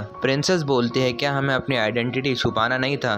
फ्लोरेन थोड़ा गुस्से से उन तीनों को देखने लगती है। उसके बाद हम देखते हैं जो प्रिंसेस और उसके साथ बच्चे थे सब लोग फार्मिंग का काम करना शुरू कर देते हैं। उनको समझ में आने लगा कि फार्मिंग का काम कितना मज़ेदार होता है, लेकिन अब प्रिंसेस को यहाँ से जाना होगा। फ्लोरेन उन बच्चों से कहती है कि वो वहाँ पे वापस मिलने उनसे ज़रूर आएगी। बीस्ट गर्ल उसको एक छोटा सा गिफ्ट दे देती है जिसके अंदर कुकीज़ होती है, लेकिन हम यहाँ पे देखते हैं वो तीनों प्रिंसेस के साथ नहीं जा रही थी। वो कहती है कि अभी हमारी सज़ा यहाँ पे ख़त्म नहीं हुई है। फिर हम देखते हैं विसल प्रिंसेस को अपने साथ ले जाता है, लेकिन तभी हम डीमन लॉर्ड का सीन देखते हैं जो कि काफ़ी परेशान है। वो सोच रहे थे उनकी बेटी जब से उस विलेज से आई है वो उनसे ठीक से बात नहीं कर रही। वो सोचने लगते हैं कि उनकी बेटी को कोई पसंद आ गया है। डीमन लॉर्ड ने तो उसे ख़त्म करने का फैसला कर लिया था। वेसल कहता है अरे ऐसी कोई बात नहीं है, वो बस अब समझदार हो गई है। फिर हम जंगल का सीन देखते हैं जहाँ पे हारुकी का घर विलेज वगैरह दिखाया जाता है जहाँ पे सब लोग काम कर रहे थे। मतलब अब सर्दियाँ आने वाली है, लेकिन इस बार फसल कुछ ज्यादा ही हो गया है। उनके पास स्टोर करने की कुछ जगह ही नहीं बची थी। एकदम से मून कहती है क्या वो थोड़ी सब्जी अपने घर पहुंचा सकती है? हारुकी कहता है हाँ ये काफी अच्छा आइडिया है। हाकुरेन भी कहती है क्या वो भी थोड़े वेजिटेबल्स और फ्रूट्स अपने घर पहुंचा सकती है? ये सब सुनकर हारुकी थोड़ा हैरान हो गया था। उसे लग रहा था वो दोनों ड्रैगन सगी भाई बहन है। फिर हमें पता चलता है कि उनमें चाचा और ताओ का रिश्ता था। हाकुरेन के मदर फादर भी एक जाने माने ड्रैगन है, बल्कि वो तो एक जगह के राजा हैं। फिर वो थोड़ी फ्रूट्स वगैरह अपने घर पहुंचा देती है और वो उसके बाद माइकल के वहाँ जाती है। माइकल से उसे पता चलता है कि माइकल के उधर किसी जीव ने अटैक कर दिया है। माइकल के कहने पे मून उस मॉन्स्टर को वहीं पर ही ख़त्म कर देती है। तो इसका मतलब हारुकी और सब लोग रात के डिनर में वही मॉन्स्टर को खाएंगे। हाकुरेन भी अपने गांव में कुछ क्रॉप्स लेके गई, लेकिन साथ में वो अपने साथ कुछ लोगों को भी लेकर आई है और साथ ही ये लोग फायर मैजिक भी जानते हैं। और लिया बोलती है कि ये लोग भी मीट खाते हैं और इन सभी एल्फ के लीडर का नाम या है। अब या तो भाई मुझे समझ में नहीं रहा बोलूँ कि क्या बोलूँ इसको, चलो अब बोला जाएगा या। फिर या बोलते हैं कि पहाड़ों में खाना ढूंढना थोड़ा मुश्किल हो गया था और हम लोगों को एक अच्छा सा विलेज भी ढूंढना था और हमें तुम्हारा विलेज बहुत अच्छा लगा और सुनने में भी बहुत अच्छी अच्छी बातें यहाँ से आ रही थी। वो बोलती है कि तुम्हें हमारे खाने की चिंता करने की कोई ज़रूरत नहीं क्योंकि हम लोग खुद ही शिकार कर सकते हैं, लेकिन यहाँ के मॉन्स्टर बहुत ज़्यादा खतरनाक थे। ये लोग तो मतलब कुछ पकड़ ही नहीं पा रहे थे, बल्कि वो तो इस चक्कर में घायल होकर यहाँ पे पहुँची।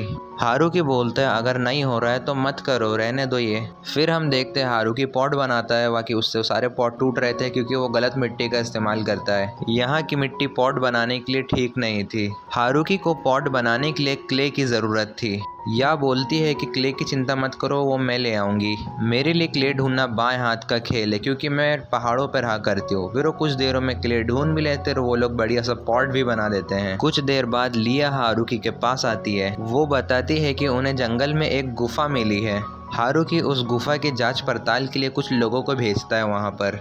तो फाइनली हम ये देखते हैं कि हारुकी ने लड़कों के लिए अलग से बाथरूम बना लिया होता है जहाँ पे वो लड़कियों के साथ अनकंफर्टेबल रहता है। फिर हम हमारे देखते हैं सर्वे टीम आ जाती है जहाँ पे वो बहुत बड़ा स्नेक मिलता है उनको। वहाँ पे एक स्नेक मॉन्स्टर था और स्नेक मॉन्स्टर का मीट बहुत ज़्यादा हेल्दी होता है और साथ ही बताती है कि उसमें बहुत ज़्यादा प्रोटीन होता है। उसे खाने से शरीर में मानो फुर्ती सी आ जाती है और बहुत सी ज़्यादा ताकत मिलती है उससे। हारुकी को समझ आ ही गया था कि वो बहुत बड़े खतरे में है। वो बहाना बनाते हुए बोलता है कि अब सर्दी आ चुकी है, अब हम सर्दियों के बाद ये काम कर लेंगे। फिर हम देखते हैं सर्दियाँ वापस आ जाती है। उसके बाद हमें लू को दिखाया जाता है जो कुछ टाइम से बीमार थी। सभी लोग लू की फिक्र कर रहे थे। लू बोलती है कि वो कुछ दिनों में ठीक हो जाएगी, लेकिन एकदम से ही सना बोलती है कि क्या तुम्हें खट्टा खाने का मन कर रहा है।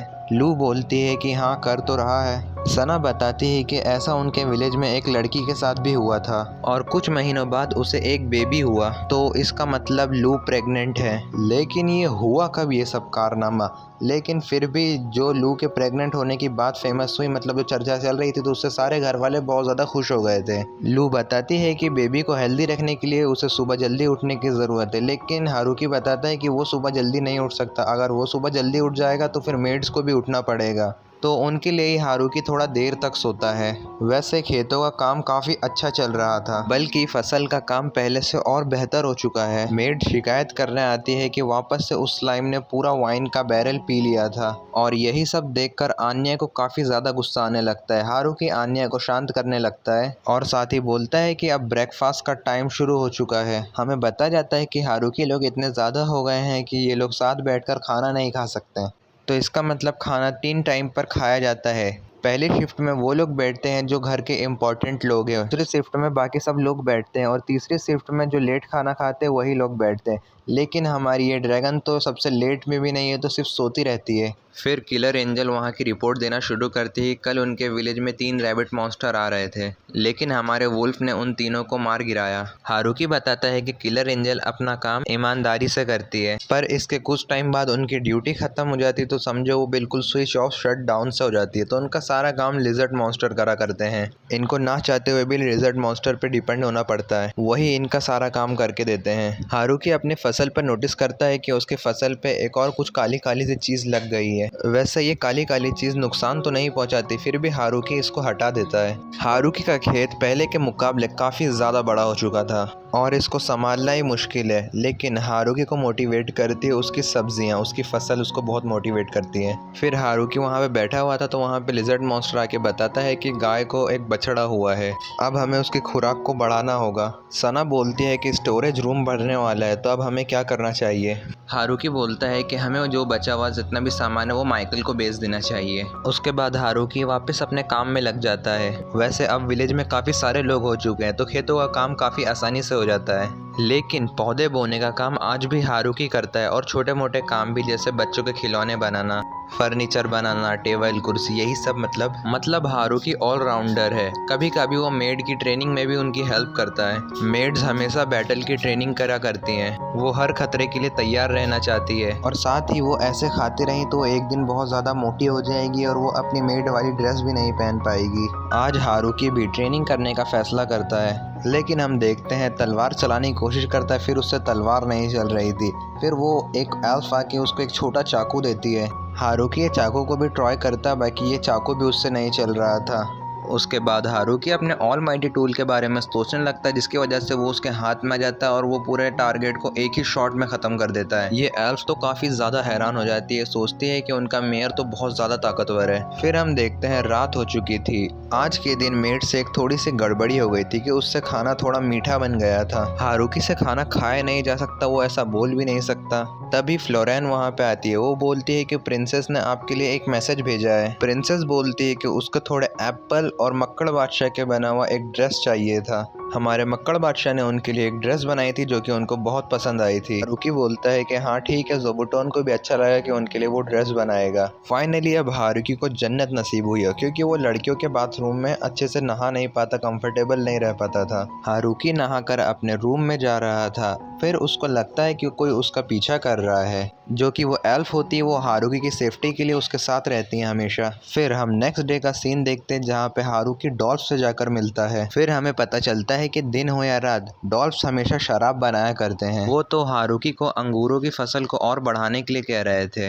हारुकी सोचने लगता है कि आखिर ये होगा कैसे, लेकिन तभी हमारी सना वहाँ पे भागते हुए आती है। वो बताती है कि विलेज में कोई अनजान घुस आ गया है।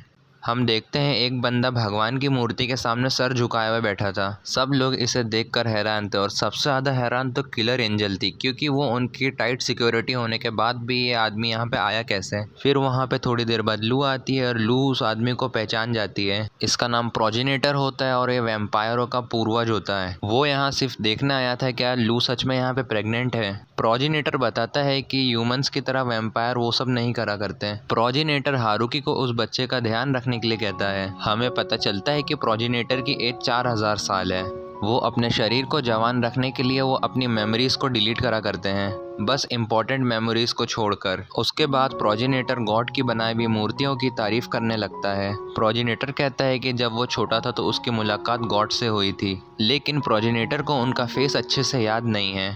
लेकिन वो बताता है कि वो बिल्कुल हूबहू हारुकी की मूर्तियाँ जैसे ही दिखती थी। हारुकी को इनडायरेक्टली पता चल गया था कि उसे गॉड की मूर्तियाँ चाहिए। हारुकी इन मूर्तियों को देने से तो मना कर देता है, लेकिन वो बोलता है कि मैं तुम्हारे लिए नई मूर्ति बना सकता हूँ। हारुकी उसको एक मूर्ति बना के दे भी देता है और जाने से पहले वो हारुकी को थैंक यू बोलता है। और प्रोजेनेटर हारुकी से पूछता है कि मुझे जाने से पहले क्या कीमत देनी होगी इस मूर्ति की। हारुकी बोलता है कि गॉड कोई बिजनेस करने की चीज़ नहीं है। दूसरे लोगों से हमें पता चलता है कि प्रोजेनेटर एक बहुत खास इंसान है जो कि बहुत वीआईपी है। फिर हम देखते हैं प्रोजेनेटर एक मंदिर में आया है जहाँ पे उसको आए हुए करीब 50 साल हो गए हैं। 50 साल पहले आया था वो यहाँ पर। वो उस मूर्ति को उस मंदिर में ही छोड़ देता है। उस टेम्पल का पंडित भी उस मूर्ति की तारीफ करता है। वो बोलता है कि हमें इस मूर्ति के कारीगर का नाम इसके नीचे लिख देना चाहिए, लेकिन प्रोजेनेटर मना कर देता है कि वो भी उससे खुश नहीं होगा। प्रोजेनेटर भी हारुकी की लाइफ को डिस्टर्ब नहीं करना चाहता था। प्रोजेनेटर जानता था कि हारुकी को भी ये सब पसंद नहीं आता। प्रोजेनेटर बोलता है कि हमें इस मूर्ति के बारे में हर विलेज में बताना चाहिए और साथ ही ये भी जिसने इस मूर्ति को बनाया है उसकी इज्जत करी जाए, पूरी विलेज की भी इज्जत करी जाए। हम इधर देखते हैं लू पियानो बजा रही होती है और वही प्रोजेनेटर ने इसको पियानो दिया था और ये 3 लड़कियां भी यहाँ पे इसको देख रही होती है। लेकिन ये पियानो एक्सपेंसिव होने की वजह से ये लोग इसको बजा नहीं पाते हैं। इनको डर लगता है इनसे कहीं वो ख़राब ना हो जाए। वह रोते हुए हारुकी के पास जाते हैं। वो बोलते हैं कि उसे एक पुराना पियानो चाहिए। हारुकी बोलता है पहले से हमारे पास एक पियानो है, तुम वो बजा सकती हो, पर वो लड़कियां मना कर देती हैं। हारुकी माइकल से बात करता है पियानो के लिए, तो वो एक सेकेंड हैंड पियानो पहुंचा देता है। उस पियानो को आने के बाद सभी लोग उसको बजाने लगते हैं। सबको सेम वही डर था जो दूसरों को है, तो सभी लोग ये पियानो पे अपना हाथ साफ करने लगते हैं। फिर हम देखते हैं नेक्स्ट डे का सीन दिखाया जाता है। आज ये सब लोग खेत में ही काम कर रहे थे। बस कुछ देर में लंच का भी टाइम हो चुका था, तो ये लोग लंच करने के लिए बैठते हैं। लेकिन हारुकी अभी भी खेतों में ही काम कर रहा था। तो तभी वहाँ पे हम देखते हैं लू आ जाती है। वो बोलती है तुम्हें थोड़ा रेस्ट कर लेना चाहिए, तो हारुकी बैठ भी जाता है थोड़ी देर के लिए लू के साथ। ये लोग खाना खाने बैठते हैं तो लू ने हारुकी के गिलास में मैजिक से एक बर्फ दे दिया होता है, जिससे वो जूस पीने में और भी ज़्यादा स्वादिष्ट लगता है और ठंडा ठंडा लगता है। लू कहती है तुम्हें भी थोड़ा रेस्ट कर लेना चाहिए, नहीं तो तुम भी काम करते करते बेहोश हो जाओगे। हारुकी लू से पूछता है कि तुम कैसी हो। लू बताती है कि मुझे तो कोई यहाँ पे काम करने ही नहीं देता। फिर इसके कुछ देर बाद हम सारी लड़कियों को लू के साथ देखते हैं, जो कि टिया उससे पूछते हैं कि तुम्हें चलने में परेशानी होती है। लू कहती है नहीं ऐसा कुछ भी नहीं है। लू कहती है सब कुछ ठीक है, बस परेशानी एक बात से है कि वो वाइन नहीं पी पा रही। सब लोग हारुकी के पास जाते हैं और उससे रिक्वेस्ट करते हैं कि शराब बेच दी जाए। उनको बुरा लग रहा था कि वो लू के बिना शराब नहीं पी पाएंगे, लेकिन वो लोग अपने आप पे कंट्रोल भी नहीं कर पा रहे थे, इसीलिए कह रहे हैं कि शराब को बेच दो, अगर शराब होगी नहीं तो वो पी भी नहीं पाएंगे। हारुकी कहता है आइडिया तो अच्छा है, लेकिन बाद में तुम पछताओगे। शराब को बनने में बहुत मेहनत और टाइम कंज्यूम होता है। इससे अच्छा आइडिया हारुकी उनको देता है कि हमें वाइन को स्टोर कर लेना चाहिए। वैसे भी वाइन को जितने टाइम तक रखा जाए वो उतना ही टेस्टी होती है। फिर हम नेक्स्ट डे का सीन देखते हैं, जहाँ पे डॉल्फ बहुत परेशान था। वो हारुकी के पास आके बोलता है कि कुछ दिन से हम देख रहे हैं हमारी वाइन कोई नहीं पी रहा, क्या हमसे कुछ गलती हो गई है। हारुकी उनको सब कुछ सच सच बता देता है, तो वो बोलते हैं अब से हम भी वाइन स्टोर करना शुरू कर देते हैं। कुछ देर बाद हारुकी लू के रूम में जाता है। लू अपने रूम में रेस्ट कर रही थी। तभी हारुकी की नज़र वहाँ पे रखे हुए फूल के ऊपर पड़ती है। ये कोई मामूली फूल नहीं है, ये फूल टिया और एल्फ ने मिलकर ढूंढा था और इससे ठंडी हवा आती है। और यही सब बातें लू हारुकी को बता रही थी। फिर कुछ देर बाद वहाँ पे एल्फ आती है जो कि लू के लिए दवाइयाँ लेकर आई थी। ये कोई मामूली दवाइयाँ नहीं, बहुत मुश्किल से मिलने वाली बहुत रेयर दवाइयाँ हैं। फिर मून वहाँ आती है और वो भी उसके लिए गिफ्ट लेकर आई थी। फिर इसके बाद लू को सभी लोग गिफ्ट देते हैं। फिर हम वहाँ पे देखते हैं हथौड़ा रखा हुआ जो शायद डॉल्फ ने ही दिया था। तभी अचानक से लू के पेट में दर्द होने लगता है। तुरंत कुछ ही देर बाद वहाँ पे सभी लोग आ जाते हैं काम के लिए। मेड बिस्तर लाई और पानी लाई। हारुकी रूम से बाहर चला गया था ये सब देखकर। पता नहीं हारुकी किस बात की टेंशन लेकर बैठा हुआ था। फिर वो वहाँ से उठ के चले जाता है उस पेड़ के नीचे जो उसका सबसे पहला घर हुआ करता था वहाँ पर। उसने जब शुरू करा था तो उसको अकेला रहने का मन था, बाकी उससे अकेला रहा नहीं गया तो उसके साथ बहुत सारे लोग मिले आकर। कुछ देर बाद सक्सेसफुली सारा काम हो जाता है और आप ये देख सकते हो क्या है। हारुकी सोच रहा था कि उसे सबके लिए कुछ करना चाहिए क्योंकि सभी ने उसके लिए बहुत कुछ करा है। फिर कुछ देर बाद हारुकी एक मीटिंग रखता है जहाँ पे सभी मेन लोग आए हुए होते हैं घर के। हारुकी उनको उनके नए विलेज के सिस्टम के बारे में बताता है कि वो करेंसी के रूप में इस कॉइन का यूज़ करेंगे। ये सब करेंसी से सामान खरीदा बेचा करेंगे। हारुकी बोलता है कि ये मेडल वो हर इंसान को देगा जिसने उस विलेज को बनाने में मदद करी है। तो मतलब हारुकी सबको 3-3 मेडल देगा इस चीज़ के। बहुत सारे लोगों ने इन करेंसी का यूज़ वाइन खरीदने में करा था और किलर एंजल ने बहुत सारी स्वॉर्ड्स खरीद ली। तो कुछ लोग उसे कमरे में सजा कर रख लेते थे। अब करेंसी तो हो गई है, बाकी अब करेंसी बनाने वाला भी तो होना चाहिए। तो हारुकी का काम बहुत ज़्यादा बढ़ गया था। वो पत्थर से करेंसी बनाता था और वो साथ ही फर्नीचर ही बनाया करता था जो कि उससे करेंसी दे के बनाया जा रहा था। फिर हम रात का सीन देखते हैं विलेज में जहाँ पे सभी लोग पार्टी कर रहे थे। फिर डॉल्फ लू को वही हथौड़ा लाने के लिए कहते हैं जो कि उसने दिया था। तो बस बहुत हैप्पी तरीके से इसका सीज़न 1 ख़त्म होता है। इसका सीज़न 2 आ चुका है, मैं उसको एक्सप्लेन कर दूंगा। तो चैनल को लाइक करके सब्सक्राइब कर देना। मैं आपसे अगली वीडियो में मिलता हूँ।